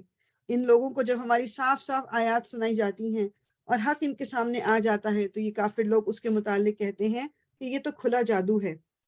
کیا ان کا کہنا یہ ہے کہ رسول نے اسے خود گھڑ لیا ہے؟ ان سے کہو اگر میں نے اسے خود گھڑ لیا ہے تو تم مجھے خدا کی پکڑ سے کچھ بھی نہ بچا سکو گے۔ جو باتیں تم بناتے ہو اللہ ان کو خوب جانتا ہے، میرے اور تمہارے درمیان وہی گواہی دینے کے لیے کافی ہے۔ انہیں اللہ تعالیٰ کہہ رہے ہیں کہ اگر یہ لوگ کہتے ہیں کہ تم نے یہ سارا کچھ خود گھڑ لیا ہے، خود بنا لی ہیں یہ باتیں، تو پھر اللہ کے عذاب سے تو تمہیں بتا دو کہ کوئی نہیں بچا سکتا مجھے۔ اگر میں اللہ تعالیٰ پہ نعوذ باللہ جھوٹ افطرا کر رہا ہوں، جھوٹ باندھ رہا ہوں، تو پھر تو اللہ کی پکڑ سے مجھے کوئی نہیں بچا سکتا۔ پھر تم لوگ کو تو فکر کرنے کی ضرورت ہی نہیں ہے، میرے اور تمہارے درمیان وہی گواہی دینے کے لیے کافی ہے، اور وہ بڑا درگزر کرنے والا اور رحیم ہے۔ ان سے کہو میں کوئی نرالا رسول تو نہیں ہوں، میں نہیں جانتا کہ کل تمہارے ساتھ کیا ہونا ہے اور میرے ساتھ کیا۔ میں تو صرف اس وحی کی پیروی کرتا ہوں جو میرے پاس بھیجی جاتی ہے، اور میں ایک صاف صاف خبردار کر دینے والے کے سوا اور کچھ نہیں ہوں۔ اے نبی ان سے کہو کبھی تم نے سوچا بھی کہ اگر یہ کلام اللہ ہی کی طرف سے ہوا اور تم نے اس کا انکار کر دیا تو تمہارا کیا انجام ہوگا؟ اور اس جیسے ایک کلام پر تو بنی اسرائیل کا ایک گواہ شہادت بھی دے چکا ہے، وہ ایمان لے آیا اور تم اپنے گھمنڈ میں پڑے رہے۔ ایسے ظالموں کو اللہ ہدایت نہیں دیا کرتا۔ مفسرین کے ایک بڑے گروہ نے اس گواہ سے مراد حضرت عبداللہ بن سلام کو لیا ہے جو مدینہ طیبہ کے مشہور یہودی یعنی عالم تھے، اور ہجرت کے بعد نبی کا یہ جو آیا نا ورڈ کے یعنی اس جیسے ایک کلام پر تو بنی اسرائیل کا ایک گواہ شہادت بھی دے چکا ہے، وہ ایمان لے آئے، تو اس کے بارے میں کہ شاید نام ان کا عبداللہ بن سلام تھا جو ایک یہودی عالم تھے اور ہجرت کے بعد نبی کریم صلی اللہ علیہ وسلم پر ایمان لے آئے تھے۔ یہ واقعہ چونکہ مدینہ میں پیش آیا ہے اس لیے مفسرین کا قول یہ ہے کہ یہ آیت مدنی ہے۔ ویسے تو یہ صورت مکی ہے، مگر وہ کہتے ہیں کہ چونکہ یہ ان کے خیال میں یہ وہ یہودی عالم ہے جو وہ تو مدینہ پہ ایمان لائے تھے، تو وہ کہتے ہیں کہ یہ جو ہے اس لیے یہ والی آیت ایک جو ہے یہ مدنی ہے، باقی بے شک پوری صورت جو ہے یہ مکی ہے۔ اس تفسیر کی بنیاد حضرت سعد بن ابی وقاص کا یہ بیان ہے کہ یہ آیت حضرت عبداللہ بن سلام کے بارے میں نازل ہوئی ہے، اور کافی سارے لوگوں نے ان کو اس بات کو مان لیا ہے۔ اور دوسرے جو ہیں وہ کہتے ہیں کہ چونکہ یہ صورت مکی ہے تو یہ ان کے بارے میں نہیں ہو سکتی، واللہ عالم، لیکن چونکہ یہاں تھوڑا سا ایک کنفیوژن نہ ہو میں نے اس لیے ذکر کر دیا آپ سے۔ ایسے ظالموں کو اللہ ہدایت نہیں دیا کرتا۔ جن لوگوں نے ماننے سے انکار کر دیا ہے وہ ایمان لانے والوں کے متعلق کہتے ہیں کہ اگر اس کتاب کو مان لینا کوئی اچھا کام ہوتا تو یہ لوگ اس معاملے میں ہم سے سبقت نہ لے جا سکتے تھے، چونکہ انہوں نے اس سے ہدایت نہ پائی، اس لیے اب یہ ضرور کہیں گے کہ یہ تو پرانا جھوٹ ہے۔ حالانکہ اس سے پہلے موسیٰ کی کتاب رہنما اور رحمت بن کر آ چکی ہے، اور یہ کتاب اس کی تصدیق کرنے والی زبان عربی میں آئی ہے تاکہ ظالموں کو متنبہ کر دے اور نیک روش اختیار کرنے والوں کو بشارت دے دے۔ یقیناً جن لوگوں نے کہہ دیا کہ اللہ ہی ہمارا رب ہے پھر اس پر جم گئے، ان کے لیے نہ کوئی خوف ہے اور نہ وہ غمگین ہوں گے۔ یہ کیا تھی اس کی عربی؟ ان الذین قالوا ربنا اللہ ثم استقاموا فلا خوف علیہم ولا هم یحزنون، کہ جس نے اللہ کہہ دیا کہ ہمارا رب اللہ ہے اور پھر اس پہ جم گئے وہ، تو ان کے لیے نہ کوئی غم ہوگا نہ خوف کی کوئی بات ہوگی۔ ایسے سب لوگ جنت میں جانے والے ہیں جہاں وہ ہمیشہ رہیں گے اپنے ان اعمال کے بدلے جو وہ دنیا میں کرتے رہے۔ ہم نے انسان کو ہدایت کی کہ وہ اپنے والدین کے ساتھ نیک برتاؤ کرے۔ اس کی ماں نے مشقت اٹھا کر اسے پیٹ میں رکھا اور مشقت اٹھا کر ہی اس کو جنا، اور اس کے حمل اور دودھ چھڑانے میں 30 مہینے لگ گئے، یہاں تک کہ جب وہ اپنی پوری طاقت کو پہنچا اور 40 سال کا ہو گیا تو اس نے کہا اے میرے رب مجھے توفیق دے کہ میں تیری ان نعمتوں کا شکر ادا کروں جو تو نے مجھے اور میرے والدین کو عطا فرمائی، اور ایسا نیک عمل کروں جس سے تو راضی ہو، اور میری اولاد کو بھی نیک بنا کر مجھے سکھ دے۔ میں تیرے حضور توبہ کرتا ہوں اور تابع فرمان مسلم بندوں میں سے ہوں۔ یہ جو دعا ہے نا، ربی اوزعنی ان اشکر نعمتک التی انعمت علی وعلى والدي وأن أعمل صالحا ترضاه وأصلح لي في ذريتي إني تبت إليك وإني من المسلمین. آیہ نمبر 15 سے سورہ احقاف کی آیہ نمبر 15. اس کو کوشش کریں تو یاد کر لیں. دوبارہ پڑھتی ہوں. ربی اوزعنی ان اشکر نعمتک التی انعمت علی وعلی والدی وان اعمل صالحا ترضاہ. اچھا جب دعا پڑھتے ہیں نا جیسے دعا کے فارم میں، تو پھر اس میں جو قرآن کی دعا ہے اس میں تجوید کا درست ہونا ضروری ہے، لیکن جو جیسے رسول اللہ صلی اللہ علیہ وسلم کی کچھ جو دعائیں ہیں، جو مسنون دعائیں جو قرآن کی دعائیں نہیں ہیں، ان میں پھر تجوید نہ بھی اگر ہو تو اٹس اوکے. وَأَصْلِحْ لِي فِي ذُرِّيَّتِي إِنِّي تُبْتُ إِلَيْكَ وَإِنِّي مِنَ الْمُسْلِمِينَ. اس طرح کے لوگوں سے ہم ان کے بہترین اعمال قبول کرتے ہیں اور ان کی برائیوں سے درگزر کر جاتے ہیں. یہ جنتی لوگوں میں شامل ہوں گے اس سچے وعدے کے مطابق جو ان سے کیا جاتا ہے. اور جس شخص نے اپنے والدین سے کہا اف تنگ کر دیا تم نے، کیا تم مجھے یہ خوف دلاتے ہو کہ میں مرنے کے بعد پھر قبر سے نکالا جاؤں گا، حالانکہ مجھ سے پہلے بہت سی نسلیں گزر چکی ہیں، ان میں سے تو کوئی اٹھ کر نہ آیا. ماں اور باپ اللہ کی دہائی دے کر کہتے ہیں ارے بد نصیب مان جا، اللہ کا وعدہ سچا ہے، مگر وہ کہتا ہے یہ سب اگلے وقتوں کی فرسودہ کہانیاں ہیں. مطلب یہ کتنی ایک ریالٹی کے قریب والی بات ہے کہ مطلب یعنی یہ سب کی لائف میں ایٹ ون پوائنٹ تو مطلب یہ بات ہوتی ہی ہے. آئی تھنک کہ مطلب جب ماں باپ جو ہیں وہ اگر خود ٹھیک دین پہ چل رہے ہیں تو وہ چاہتے ہیں کہ اولاد بھی دین پہ چلے، اور لیکن بعض دفعہ پھر وہ اولاد سنتی نہیں ہے. تو یہ تمام جو یہ گفتگو اللہ تعالیٰ نے جو قرآن میں دکھایا، دس از اے ویری مطلب بہت بڑی ریالٹی ہے یہ. مگر وہ کہتا ہے یہ سب اگلے وقتوں کی فرسودہ کہانیاں ہیں. یہ وہ لوگ ہیں جن پر عذاب کا فیصلہ چسپاں ہو چکا ہے. اس سے پہلے جنوں اور انسانوں کے جو ٹولے اس کماش کے ہو گزرے ہیں انہی میں یہ بھی شامل ہوں گے. بے شک یہ گھاٹے میں رہ جانے والے لوگ ہیں. دونوں گروہوں میں سے ہر ایک کے درجے ان کے اعمال کے لحاظ سے ہیں، تاکہ اللہ ان کے کیے کا پورا پورا بدلہ ان کو دے. ان پر ظلم ہرگز نہ کیا جائے گا. پھر جب یہ کافر آگ کے سامنے لا کھڑے کیے جائیں گے تو ان سے کہا جائے گا تم اپنے حصے کی نعمتیں اپنی دنیا کی زندگی میں ختم کر چکے اور ان کا لطف تم نے اٹھا لیا. اب جو تکبر تم زمین میں کسی حق کے بغیر کرتے رہے اور جو نافرمانیاں تم نے کی، اس کی پاداش میں آج تم کو ذلت کا عذاب دیا جائے گا. ذرا انہیں عاد کے بھائی ہود کا قصہ سناؤ، جبکہ اس نے احقاف میں اپنی، احقاف کہتے ہیں وہ جو ڈیونز جن کو انگلش میں کہتے ہیں، پہاڑ، چھوٹی چھوٹی پہاڑیاں نہیں ہوتی چھوٹی چھوٹی مٹی کی، وہ اپنی قوم کو خبردار کیا تھا. اور ایسے خبردار کرنے والے اس سے پہلے بھی گزر چکے تھے اور اس کے بعد بھی آتے رہے کہ اللہ کے سوا کسی کی بندگی نہ کرو، مجھے تمہارے حق میں ایک بڑے ہولناک دن کے عذاب کا اندیشہ ہے. انہوں نے کہا کیا تو اس لیے آیا ہے کہ ہمیں بہکا کر ہمارے معبودوں سے برگشتہ کر دے؟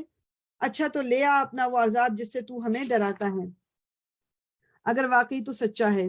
اس نے کہا کہ اس کا علم تو اللہ کو ہے، میں صرف وہ پیغام تمہیں پہنچا رہا ہوں جسے دے کر مجھے بھیجا گیا ہے، مگر میں دیکھ رہا ہوں کہ تم لوگ جہالت برت رہے ہو. پھر جب انہوں نے اس عذاب کو اپنی وادیوں کی طرف آتے دیکھا تو کہنے لگے یہ بادل ہیں جو ہم کو سیراب کر دیں گے.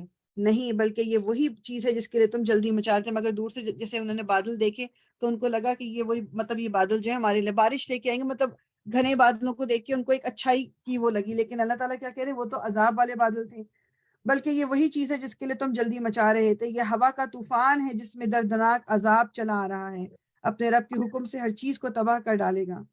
آخرکار ان کا حال یہ ہوا کہ ان کے رہنے کی جگہوں کے سوا وہاں کچھ نظر نہ آتا تھا. اس طرح ہم مجرموں کو بدلہ دیا کرتے ہیں. ان کو ہم نے وہ کچھ دیا تھا جو تم لوگوں کو نہیں دیا. ان کو ہم نے کان، آنکھیں اور دل سب کچھ دے رکھے تھے، مگر نہ وہ کان ان کی کسی کام آئے، نہ آنکھیں، نہ دل، کیونکہ وہ اللہ کی آیات کا انکار کرتے تھے اور اس چیز کے پھیرے میں وہ آگئے جس کا وہ مذاق اڑاتے تھے. اب دیکھو کہ اللہ تعالیٰ نے کان یہاں پر پہلے مینشن کیا ہے نا، کہ کان سے انسان سنتا ہے نا، پہلے تو سنتا. رسول اللہ صلی اللہ علیہ وسلم پہ جو وحی آ رہی تھی، آپ اپنی زبان سے جو وحی کو کہہ رہے تھے تو لوگوں کے مطلب وہاں کوئی کتاب تو پڑھ نہیں رہے تھے، لوگ سن رہے تھے، اور اس سننے کے بعد لوگوں نے اپنی آنکھوں سے پھر اس کو دیکھ رہے تھے. مطلب جو نشانیاں اللہ تعالیٰ کی ہیں، یہ سب کچھ کان اور آنکھوں کے کام کے بعد دل پہ اثر ہوتا ہے. تو اللہ تعالیٰ نے دل کو بعد میں منشن کیا ہوا ہے. تو قرآن میں نا بعض دفعہ اگر ہم آیتوں پہ تھوڑا سا اس طرح بھی غور کریں تو ہمیں تھوڑی مطلب اس چیز سے ایک بہت ڈفرینٹ سی فیلنگ ہونے لگتی ہے کہ اللہ تعالیٰ نے ہر چیز اتنی ایک نظم و ضبط کے ساتھ، ہر چیز کے پیچھے ایک ایک لفظ جو قرآن میں یوز ہوا ہے، ایک ایک لفظ جو قرآن میں جہاں جہاں اس کو پلیس کیا گیا ہے، اس کے پیچھے بہت بہت اللہ تعالیٰ کی حکمت، اور اللہ تعالیٰ مطلب وداؤٹ اینی ریزن نہیں کیا ہوا اس کو. ٹھیک، تو یہ جو یہاں پر بھی وہ آئے نا کہ نہ کان ان کے کسی کام آئے، نہ آنکھیں نہ دل، کیونکہ وہ اللہ کی آیات کا انکار کرتے تھے اور اس چیز کے پھیر میں وہ آ گئے جس کا وہ مذاق اڑاتے تھے.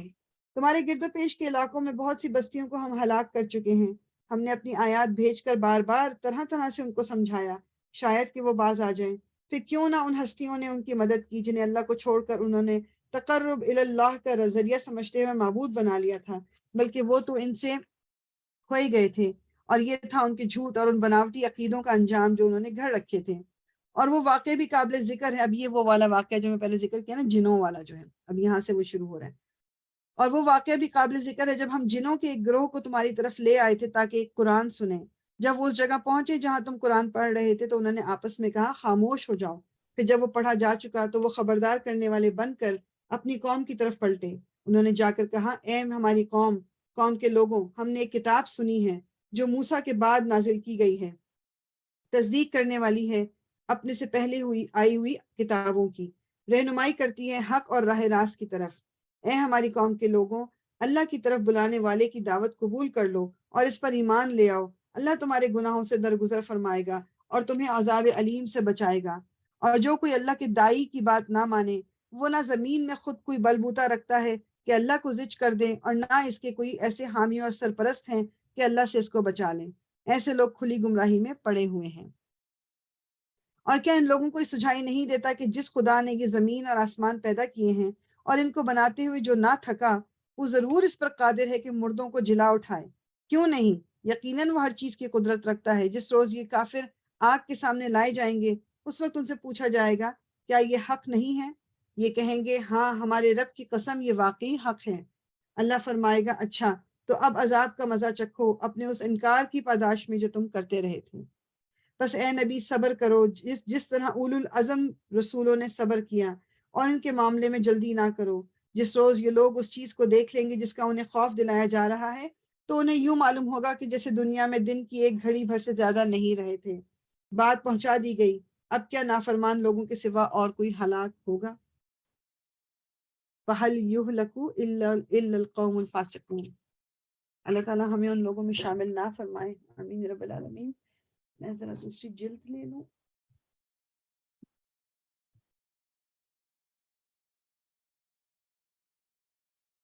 اچھا جی، اب آئے گی سورہ محمد. If I'm not mistaken, I don't know, میں نے غلط ایک سیکنڈ اس میں جی سورہ محمد.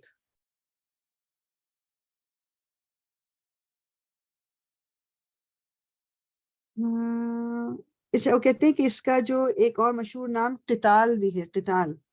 اور اس کے مضامین یہ شہادت دیتے ہیں کہ یہ ہجرت کے بعد مدینہ طیبہ میں اس وقت نازل ہوئی جب جنگ کا حکم تو دیا جا چکا تھا مگر ابھی جنگ عملاً شروع نہیں ہوئی تھی. ٹھیک ہے، یعنی کہ یہ مدنی سورہ ہے، اور مطلب اس میں ابھی یعنی اس کا مطلب یہ ہے کہ ابھی یہ مطلب غزوہ بدر سے بھی پہلے کی ہے یہ سورہ جو ہے، کیونکہ جنگ کا حکم تو آگے مطلب مکہ میں مسلمانوں کو اپنے ہاتھ روکے رکھنے کا حکم تھا. مدینہ میں جب وہ آ گئے تھے تو پھر ان کو قتال یعنی جنگ کی ان کو اجازت دی گئی تھی. اعوذ باللہ من الشیطان الرجیم. بسم اللہ الرحمن الرحیم. الذين كفروا وصدوا عن سبيل الله أضل أعمالهم والذين آمنوا وعملوا الصالحات وآمنوا بما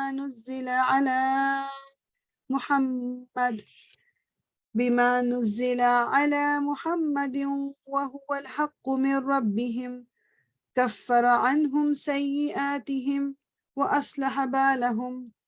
صدق اللہ العظیم. جن لوگوں نے کفر کیا اور اللہ کے راستے سے روکا، اللہ نے ان کے اعمال کو رائیگاں کر دیا. اور جو لوگ ایمان لائے اور جنہوں نے نیک عمل کیے اور اس چیز کو مان لیا جو محمد پر نازل ہوئی صلی اللہ علیہ وسلم، اور ہے وہ سراسر حق ان کے رب کی طرف سے، اللہ نے ان کی برائیاں ان سے دور کر دی اور ان کا حال درست کر دیا. یہ اس لیے کہ کفر کرنے والوں نے باطل کی پیروی کی اور ایمان لانے والوں نے اس حق کی پیروی کی جو ان کے رب کی طرف سے آیا ہے. اس طرح اللہ لوگوں کو ان کی ٹھیک ٹھیک حیثیت بتائے دیتا ہے. پس جب ان کافروں سے تمہاری مٹھ بھیڑ ہو تو پہلا کام گردنیں مارنا ہے، یہاں تک کہ جب تم ان کو اچھی طرح کچل دو تب قیدیوں کو مضبوط باندھو. اس کے بعد تمہیں اختیار ہے احسان کرو یا فدیے کا معاملہ کر لو تاکہ لڑائی اپنے ہتھیار ڈال دے. یعنی یہ اگر آپ کو یاد ہو سیرہ میں بھی ہم نے اس کے یعنی بیسیکلی وہ کہتے یہ ہیں کہ جب تمہاری کافروں سے لڑائی ہو، یہ اس لیے وہ کہتے ہیں کہ یہ لڑائی کا حکم آ جانے کے بعد اور لڑائی شروع ہونے سے پہلے کی بات ہے. اور کہتے ہیں کہ مطلب بیسیکلی یہ یعنی کسی یعنی سورہ انفال میں بھی یہ جو کچھ آیتیں نازل ہوئی تو سورہ انفال ہمیں پتہ ہے کہ یہ جنگ بدر کے سے جو پہلے یہ والی آیت نازل ہو چکی تھی. وہاں ارشاد کیا ہوا ہے، کسی نبی کے لیے یہ زیبا نہیں ہے کہ اس کے پاس قیدی ہوں جب تک کہ وہ زمین میں دشمنوں کو اچھی طرح کچل نہ دے. تم لوگ دنیا کے فائدے چاہتے ہو حالانکہ اللہ کے پیش نظر آخرت ہے اور اللہ غالب ہے اور حکیم ہے. اگر اللہ کا نوشتہ پہلے نہ لکھا جا چکا ہوتا تو جو کچھ تم لوگوں نے لیا ہے اس کی پاداش میں تم کو بڑی سزا دی جاتی. بس جو کچھ تم نے مال حاصل کیا اسے کھاؤ کہ وہ حلال اور پاک ہے. سیرہ میں ایک واقعہ اس طرح کا گزرا ہے کہ جب جنگ کے بعد جو قیدی بنا کے لائے گئے تھے، اب سوچے جا رہے تھے کہ ان کے ساتھ کیا جائے، تو یہ ہوا کہ جو ان کو فدیہ دے کے ان کو چھوڑ دیا جائے. جی مجھے 1 منٹ دیجیے گا، I really have to take this call. 1 second.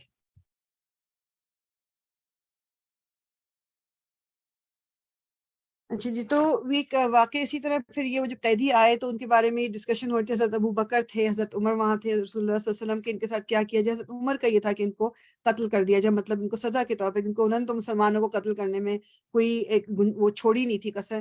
تو لیکن حضرت ابو بکر کا یہ تھا کہ فدیہ دے کے چھوڑ دیا جائے. تو پھر رسول اللہ صلی اللہ علیہ وسلم نے حضرت ابو بکر والی جو کا مشورہ تھا وہ مان لیا تھا. اور یہ آیات جو سورہ انفال میں بھی نا یہ بھی مطلب یہ نازل ہوئی تھی کہ یہ کسی نبی کو زیبا نہیں، لیکن اللہ تعالیٰ نے ان کو مطلب جو سورہ مطلب لیٹر آن یہ بات آ گئی تھی کہ اللہ تعالیٰ نے ان کو معاف فرمایا تھا ان کی جو بھی اس بات سے.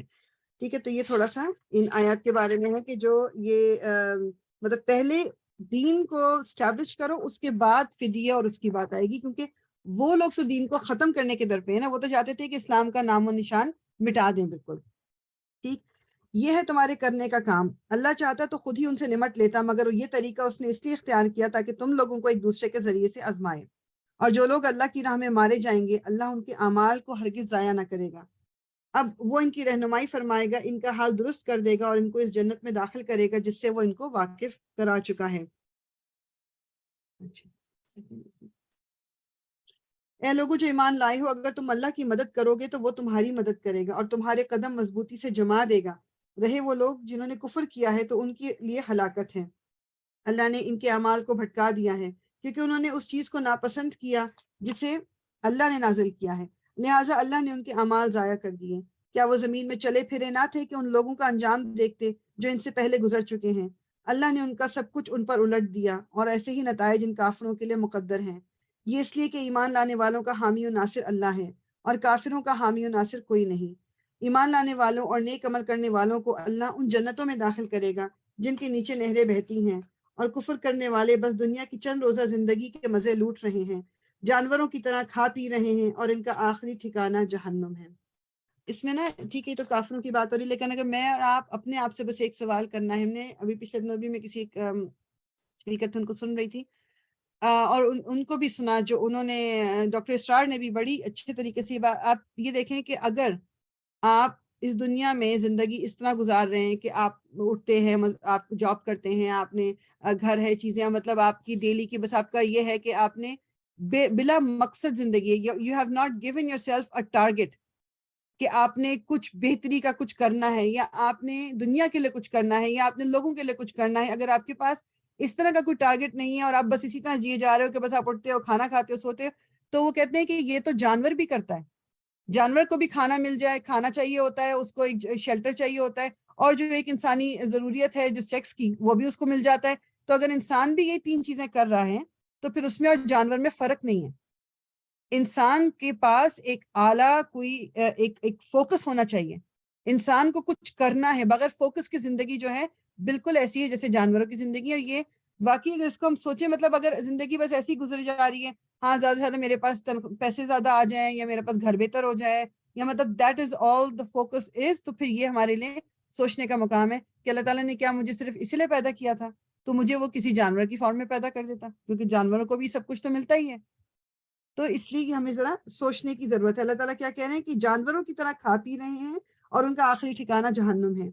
اے نبی کتنی ہی بستیاں ایسی گزر چکی ہیں جو تمہاری اس بستی سے بہت زیادہ زوراور تھی جس نے تمہیں نکال دیا ہے، انہیں ہم نے اس طرح ہلاک کر دیا تھا کہ کوئی ان کا بچانے والا نہ تھا۔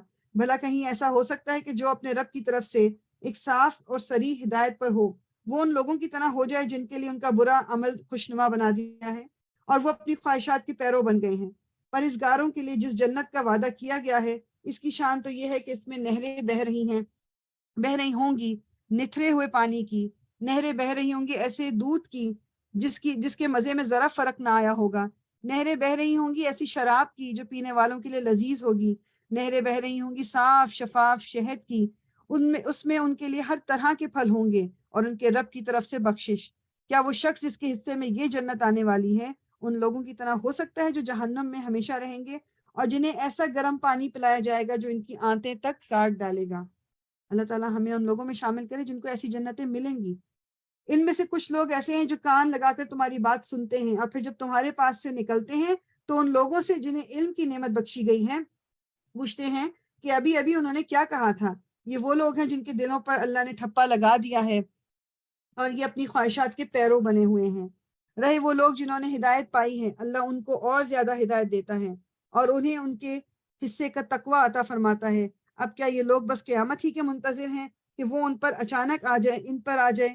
اس کی علامات تو آ چکی ہیں، جب وہ خود آ جائے گی تو ان کے لیے نصیحت قبول کرنے کا کون سا موقع باقی رہ جائے گا؟ بس اے نبی خوب جان لو کہ اللہ کے سوا کوئی عبادت کا مستحق نہیں ہے، اور معافی مانگو اپنے قصور کے لیے بھی اور مومن مردوں اور عورتوں کے لیے بھی۔ اللہ تمہاری سرگرمیوں کو بھی جانتا ہے اور تمہارے ٹھکانے سے بھی واقف ہے۔ جو لوگ ایمان لائے ہیں وہ کہہ رہے تھے کہ کوئی صورت کیوں نہیں نازل کی جاتی جس میں جنگ کا حکم دیا جائے، مگر جب ایک محکم صورت نازل کر دی گئی جس میں جنگ کا ذکر تھا تو تم نے دیکھا کہ جن کے دلوں میں بیماری تھی وہ تمہاری طرف اس طرح دیکھ رہے ہیں جیسے کسی پر موت چھا گئی ہو۔ افسوس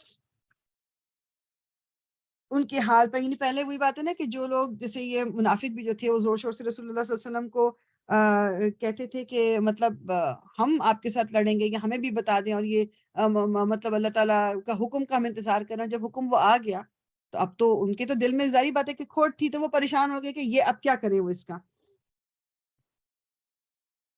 ان کے حال پر ان کی زبان پر ہے اطاعت کا اقرار اور اچھی اچھی باتیں، مگر جب قطعی حکم دے دیا گیا، یعنی کہ پھر اللہ تعالیٰ نے پہلے تو صرف یہ اس طرح کا حکم آیا تھا کہ مطلب یعنی مسلمان اجازت دی گئی تھی کہ آپ مطلب قتال کر سکتے ہو، جنگ کر سکتے ہو۔ اس کے بعد حکم آیا تھا کہ اب جنگ کرنا بنتا ہے، جنگ کرنا ہے اب۔ تو جب اس وقت مگر جب قطعی حکم دے دیا گیا اس وقت وہ اللہ سے اپنے عہد میں سچے نکلتے تو انہی کے لیے اچھا تھا۔ اب کیا تم لوگوں سے اس کے سوا کچھ اور توقع کی جا سکتی ہے کہ اگر تم الٹے منہ پھر گئے تو زمین میں پھر فساد برپا کرو گے اور آپس میں ایک دوسرے کے گلے کاٹو گے؟ یہ لوگ ہیں جن پر اللہ نے لعنت کی ہے اور ان کو اندھا اور بہرا بنا دیا۔ کیا ان لوگوں نے قرآن پر غور نہیں کیا یا دلوں پر ان کے قفل چڑھے ہوئے ہیں؟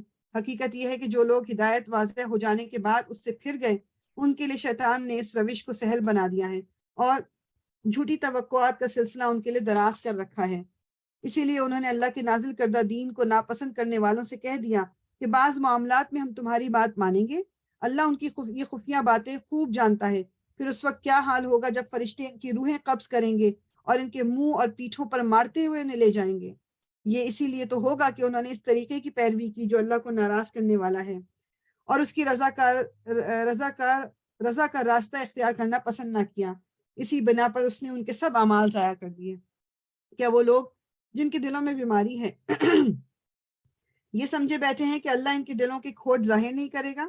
ہم چاہیں تو انہیں تم کو آنکھوں سے دکھا دیں اور ان کے چہروں سے تم ان کو پہچان لو، مگر ان کے انداز کلام سے تو تم ان کو جان ہی لوگے۔ اللہ تم سب کے اعمال سے خوب واقف ہے۔ ہم ضرور تم لوگوں کو آزمائش میں ڈالیں گے تاکہ تمہارے حالات کی جانچ کریں اور دیکھ لیں کہ تم میں مجاہد اور ثابت قدم کون ہے۔ اللہ تعالیٰ جو ہمیں آزماتے ہیں کیا دیکھنے کو، اور یہ ہمیں جگہ جگہ قرآن میں ہم نے سنا ہے نا کہ اللہ تعالیٰ آزمائیں گے۔ آزمائش تو کانسٹنٹلی ہو رہی ہے، constantly every moment in our life ہم آزمائے جا رہے ہیں، کسی مشکل میں ڈال کے یا کسی آسانی میں ڈال کے، جس طرح سے بھی آزمایا جا رہا ہے، کبھی بیماری ڈال کے، کبھی بیماری کو دور کر کے، کبھی رسک میں برکت دے کے، کبھی رسک کو لے کے، مطلب جو بھی سچویشن ہے اپنے آپ کو ہمیشہ یہ بتانا ہے کہ اس وقت میرا ٹیسٹ ہو رہا ہے۔ اللہ تعالیٰ دیکھ رہے ہیں کہ میں ثابت قدم ہوں کہ نہیں ہے، کہ میں کوئی کفریہ باتیں تو نہیں کہنے لگتی میں کوئی دل میں ایک دم مایوس تو نہیں ہو گئی. جن لوگوں نے کفر کیا اور اللہ کی راہ سے روکا اور رسول سے جھگڑا کیا جبکہ ان پر براہ راست واضح ہو چکی ان پہ راہ راست واضح ہو چکی تھی، در حقیقت وہ اللہ کا کوئی نقصان بھی نہیں کر سکتے، بلکہ اللہ ہی ان کا سب کیا کرایا غارت کر دے گا. اے لوگوں جو ایمان لائے ہو، اگر تم اللہ کی اطاعت کرو اور رسول کی اطاعت کرو اور اپنے اعمال کو برباد نہ کر لو. یا ایھا الذین آمنوا اطیعوا اللہ واطیعوا الرسول ولا تبطلوا اعمالکم، کہ اللہ کی اطاعت کرو، رسول کی اطاعت کرو اور اپنے اعمال برباد نہ کر لو. کفر کرنے والوں اور راہ خدا سے روکنے والوں اور مرتے دم تک کفر پر جمے رہنے والوں کو تو اللہ ہرگز معاف نہ کرے گا. پس تم بودے نہ بنو اور صلح کی درخواست نہ کرو، تم ہی غالب رہنے والے ہو. اللہ تمہارے ساتھ ہے اور تمہارے اعمال کو وہ ہرگز ضائع نہیں کرے گا. یہ دنیا کی زندگی تو ایک کھیل اور تماشا ہے. اگر تم ایمان رکھو اور تقوی کی روش پر چلتے رہو تو اللہ تمہارے اجر تم کو دے گا اور وہ تمہارے مال تم سے نہ مانگے گا. اگر کہیں وہ تمہارے مال تم سے مانگ لے اور سب کے سب تم سے طلب کر لے تو تم بخل کرو گے اور وہ تمہارا کھوٹ ابھاڑ لائے گا. دیکھو تم لوگوں کو دعوت دی جا رہی ہے کہ اللہ کی راہ میں مال خرچ کرو.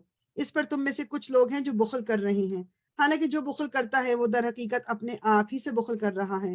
اللہ تو غنی ہے، تم ہی اس کے محتاج ہو. اگر تم منہ موڑو گے تو اللہ تمہاری جگہ کسی اور قوم کو لے آئے گا اور وہ تم جیسے نہ ہوں گے. مطلب یہ جو ہے نا کہ یہ اللہ تو غنی ہے، تم ہی اس کے محتاج ہو، کہ جب ہم اللہ کی راہ میں کچھ دے رہے ہوتے ہیں تو بیسیکلی ہم یہ سمجھ رہے ہوتے ہیں کہ ہم جس کو ہم دے رہے ہیں اس کا بڑا فائدہ کر رہے ہیں. دیکھو ہم اتنا اللہ تعالیٰ نے ہمیں دیا تھا، ہم اس کی مدد کر رہے ہیں کچھ. تو یہ اس وقت اپنے آپ کو بتائیں، میں اگر کسی کو کچھ دے رہی ہوں فائدہ مجھے پہنچ رہا ہے، ایون اس سے بھی زیادہ فائدہ مجھے پہنچ رہا ہے جس کی میں مدد کر رہی ہوں. ایک تو پہلی بات یہ کہ میں نے اللہ تعالیٰ کے حکم کو مانا کہ اللہ تعالیٰ نے کہا ہوا ہے کہ مطلب میری راہ میں دو تم. دوسری بات یہ کہ جب اللہ تعالیٰ کا وعدہ ہے کہ جب میں اللہ کی راہ میں خرچ کرتی ہوں اللہ تعالیٰ مجھے اس سے کہیں دگنا تگنا دیتا ہے اور میری برائیوں کو مجھ سے دور کرے گا. تو فائدہ تو مجھے ہوا، وہ تو ٹیمپرری فائدہ جو کسی انسان کے پاس لت سے کھانے پینے کو نہیں ہے، آپ نے کچھ پیسے دے دیا اور اس نے کھا پی لیا. لیکن جو آپ کو اجر ملتا ہے، جو مجھے اجر ملتا ہے اس کا، وہ تو ٹیمپرری نہیں ہے، وہ تو پرماننٹ اجر ہے جو آخرت میں ملے گا، جو کبھی ختم نہیں ہوگا. تو اپنے دلوں کو بجائے بخیلی کی طرف لے جانے کو کہ مطلب دیتے وقت ہاتھ تنگ ہو، اپنے ہاتھوں کو ہمیں کھلا کرنا ہے. اور ساتھ میں ٹھیک ہے یہ بھی ہمیں بتایا گیا کہ اتنا کھلا نہ کرو کہ پھر تم کسی اور سے مانگنے کی تم نوبت آ جائے. کہ بعض لوگوں کا ہوتا ہے نا کہ سب کچھ ہی دے دو تو پھر بعد میں خود لوگوں سے مانگتے رہتے ہیں. تو وہ بھی ہم نے نہیں کرنا، اتنا بھی نہیں کرنا. ٹھیک ہے. اچھا جی، انشاءاللہ سورہ فتح ہم شروع کر لیتے ہیں. I don't know if we'll be able to finish it or not. سورہ فتح جو ہے نا یہ بیسیکلی جو ہمیں روایات سے سنت سے بہت اوتھینٹک وہ پتہ چلتا ہے کہ یہ نازل ہوئی تھی صلح حدیبیہ کے بعد. صلح حدیبیہ کہتے ہیں کوئی صرف ان لوگوں کے لیے جنہوں نے مطلب جو سیرہ مینلی جنہوں نے پڑھا ہوا. رسول اللہ صلی اللہ علیہ وسلم نے خواب دیکھا تھا کہ وہ مکہ جا رہے ہیں. آپ کو پتہ ہے کہ مکہ سے تو ہجرت کر کے مدینہ آ گئے.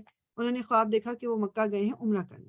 انہوں نے صحابہ کرام کو بھی یہ بتایا اور صحابہ کرام کو بھی پوچھا کون میرے ساتھ عمرہ کرنے کو چلتا ہے. کوئی 1000-1500 صحابہ کرام بھی راضی ہو گئے. وہ سب عمرے کی نیت سے احرام پہن کے اپنے جانور ساتھ لے کے چل پڑے. وہاں پر پھر مکہ میں ذرا مختصر بتا رہی ہوں، مکہ والے نے ان کو اندر نہیں آنے دیا. بیک اینڈ بلکہ ان پہ چھپ کے حملے بھی کیے، کسی طرح مسلمانوں کو نقصان پہنچا دیا. ان کو پتا تھا کہ احرام کی حالت میں کبھی بھی مسلمان حملہ کرنے تو نہیں آئیں گے. اپنے قربانی کے جانور ساتھ لائے ہوئے ہیں تو کیسے پاسبل ہے کہ کوئی اٹیک کرنے آئے. تو انہوں نے کہا کہ نہیں، اس سال تو ہم آپ کو بالکل نہیں اندر آنے دیں گے، اس دفعہ تو آپ کو واپس جانا پڑے گا. اور ان پہ مطلب کوئی رسول اللہ نے جتنی بھی باتیں کر لیں، بہت سارے اپنے بھی طرف سے بھی لوگ بھیجے، ان کی طرف سے بھی ہے، لیکن بات نہیں بنی. ایون حضرت عثمان کو جب بھیجا گیا کہ ان کے ساتھ تعلقات قریش کے ٹھیک ہیں وہ ان کی سن لیں گے، لیکن انہوں نے ان کی بھی نہیں سنی. اور حضرت عثمان کو واپس آنے میں جب دیر تھوڑی ہوئی تو مسلمانوں کو لگا کہ ان کو شاید کسی کو نقصان پہنچا دیا گیا ہے. اور وہاں پر ایک درخت کے نیچے رسول اللہ صلی اللہ علیہ وسلم نے سب سے بیعت لی تھی بدلہ لینے کی، جس کو بیعت رضوان کہتے ہیں. تو سب نے اس پر بیعت کی تھی، سب نے. تو وہ بیعت کا بھی ذکر آئے گا.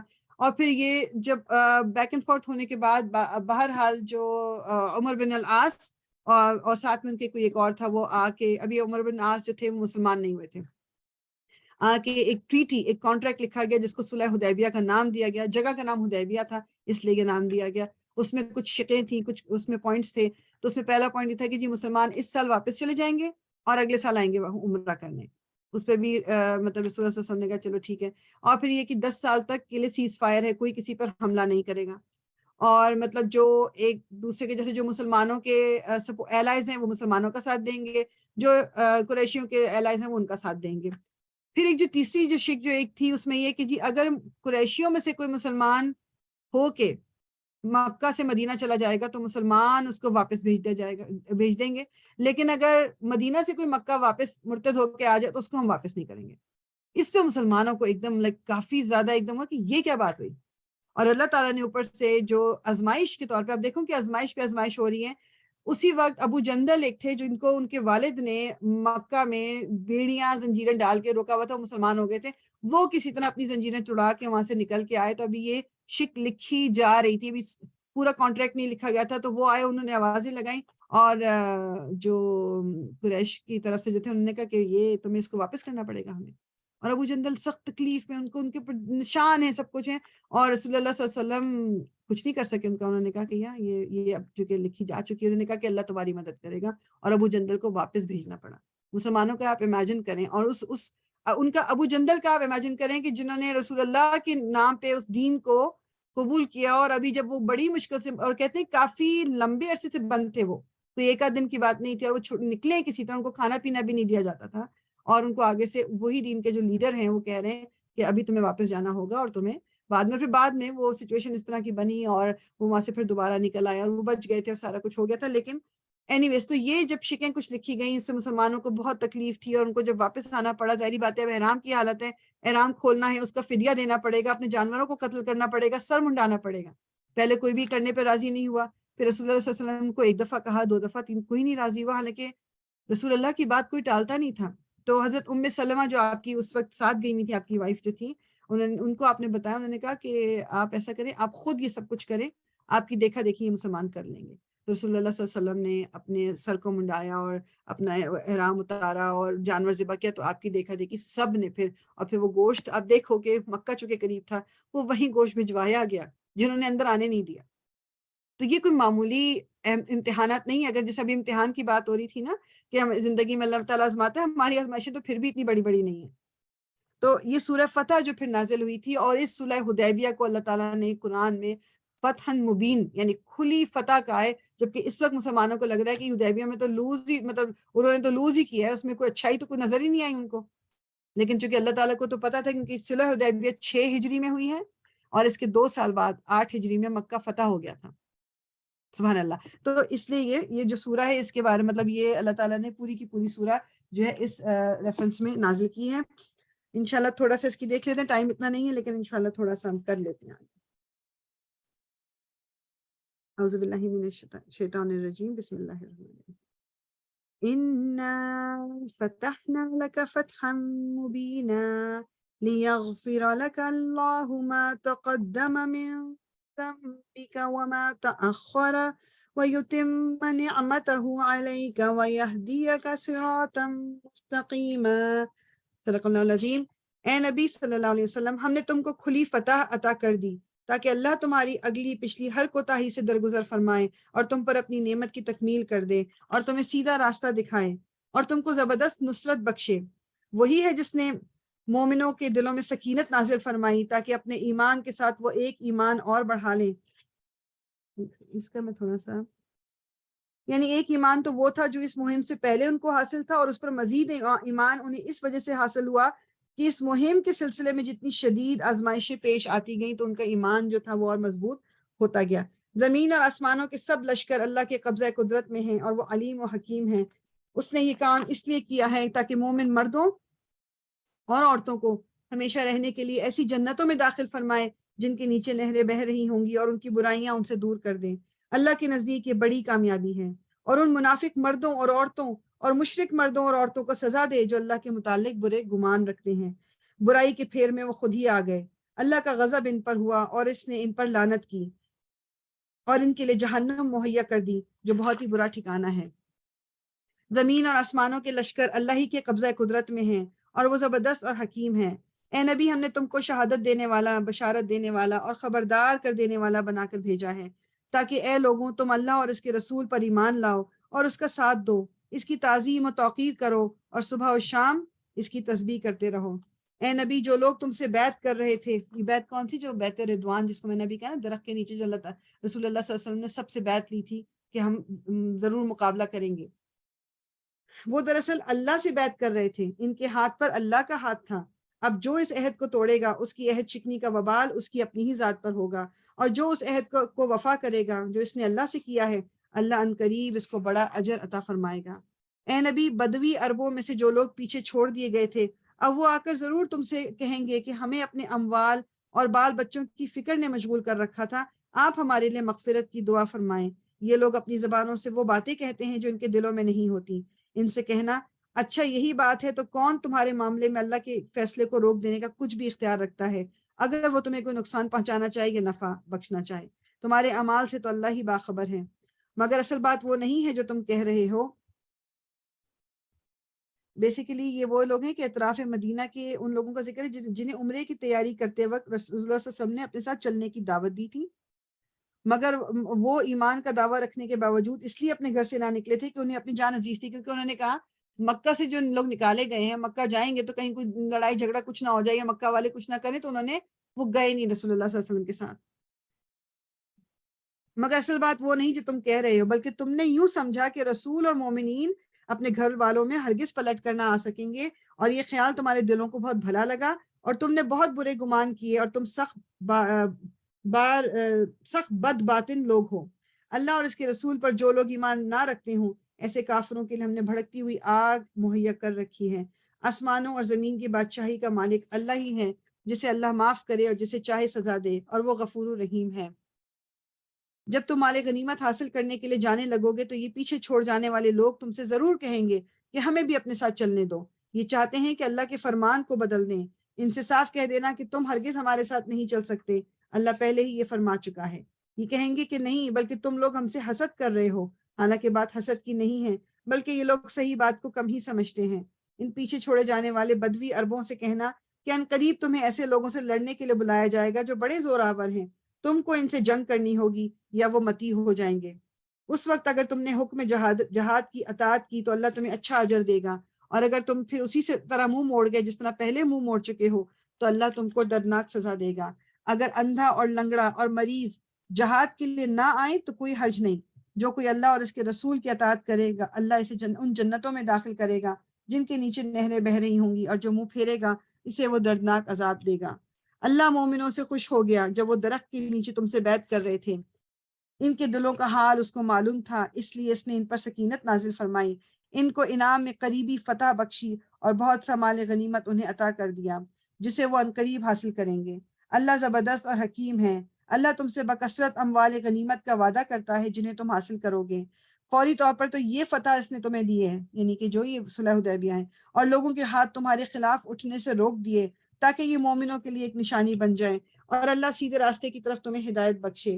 اس کے علاوہ دوسری اور غنیمتوں کا بھی تم سے وعدہ کرتا ہے جن پر تم ابھی تک قادر نہیں ہوئے ہو، اور اللہ نے ان کو گھیر رکھا ہے۔ اللہ ہر چیز پر قادر ہے۔ مطلب وہ کہتے ہیں یہ مفسرین کہ یہ اشارہ غالباً فتح مکہ کی طرف ہے۔ یہ کافر لوگ اگر اس وقت تم سے لڑ گئے ہوتے تو یقیناً پیٹ پھیر جاتے اور کوئی حامی و مددگار نہ پاتے۔ یہ اللہ کی سنت ہے جو پہلے سے چلی آ رہی ہے، اور تم اللہ کی سنت میں تبدیلی نہ پاؤ گے۔ وہی ہے جس نے مکے کی وادی میں ان کے ہاتھ تم سے اور تمہارے ہاتھ ان سے روک دیے، حالانکہ وہ ان پر تمہیں غلبہ عطا کر چکا تھا، اور جو کچھ تم کر رہے تھے اللہ اسے دیکھ رہا تھا۔ وہی لوگ تو ہیں جنہوں نے کفر کیا اور تم کو مسجد حرام سے روکا اور بدی کے اونٹوں کو ان کی قربانی کی جگہ نہ پہنچنے دیا، ہدی کے اونٹوں کو ان کی قربانی کی جگہ نہ پہنچنے دیا۔ اگر مکہ میں ایسے مومن مرد اور عورت موجود نہ ہوتے جنہیں تم نہیں جانتے، اور یہ خطرہ نہ ہوتا کہ نادانستگی میں تم انہیں پامال کر دو گے اور اس سے تم پر حرف آئے گا، تو جنگ نہ روکی جاتی۔ بیسیکلی کیونکہ مکہ میں ابھی بھی کچھ لوگ موجود تھے جنہوں نے اپنا اسلام چھپایا ہوا تھا، اور رسول اللہ صلی اللہ علیہ وسلم اور صحابہ کرام کو پتہ نہیں تھا کہ وہ کون لوگ ہیں۔ تو اگر اس وقت مکے میں گھس جاتے اور جنگ ہو جاتی تو ہو سکتا ہے کہ مسلمانوں کے ہاتھوں وہ لوگ بھی قتل ہو جاتے جو کہ مسلمان ہو چکے تھے۔ تو اللہ تعالیٰ کہنے اس لیے جنگ روکی ہے، ورنہ جنگ نہ روکی جاتی۔ روکی وہ اس لیے گئی تاکہ اللہ اپنی رحمت میں جس کو چاہے داخل کرے۔ وہ مومن الگ ہو گئے ہوتے تو اہل مکہ میں سے جو کافر تھے ان کو ہم سخت سزا دیتے۔ یہی وجہ ہے کہ جب ان کافروں نے اپنے دلوں میں جاہلانہ حمیت بٹھائی تو اللہ نے اپنے رسول اور مومنوں پر سکینت نازل فرمائی اور مومنوں کو تقوی کی بات کا پابند رکھا کہ وہی اس کے زیادہ حقدار اور اس کے اہل تھے. اللہ ہر چیز کا علم رکھتا ہے. اچھا جی، ہم یہیں پر رکیں گے آیا نمبر 26. انشاءاللہ تعالیٰ کل ہم اس کو آگے کنٹینیو کریں گے. سبحانك اللهم وبحمدك نشهد ان لا اله الا انت نستغفرك ونتوب اليك. ربنا تقبل منا انك انت السميع العليم وتب علينا انك انت التواب الرحيم. الصلاة والسلام على رسول الله. الحمد لله رب العالمين.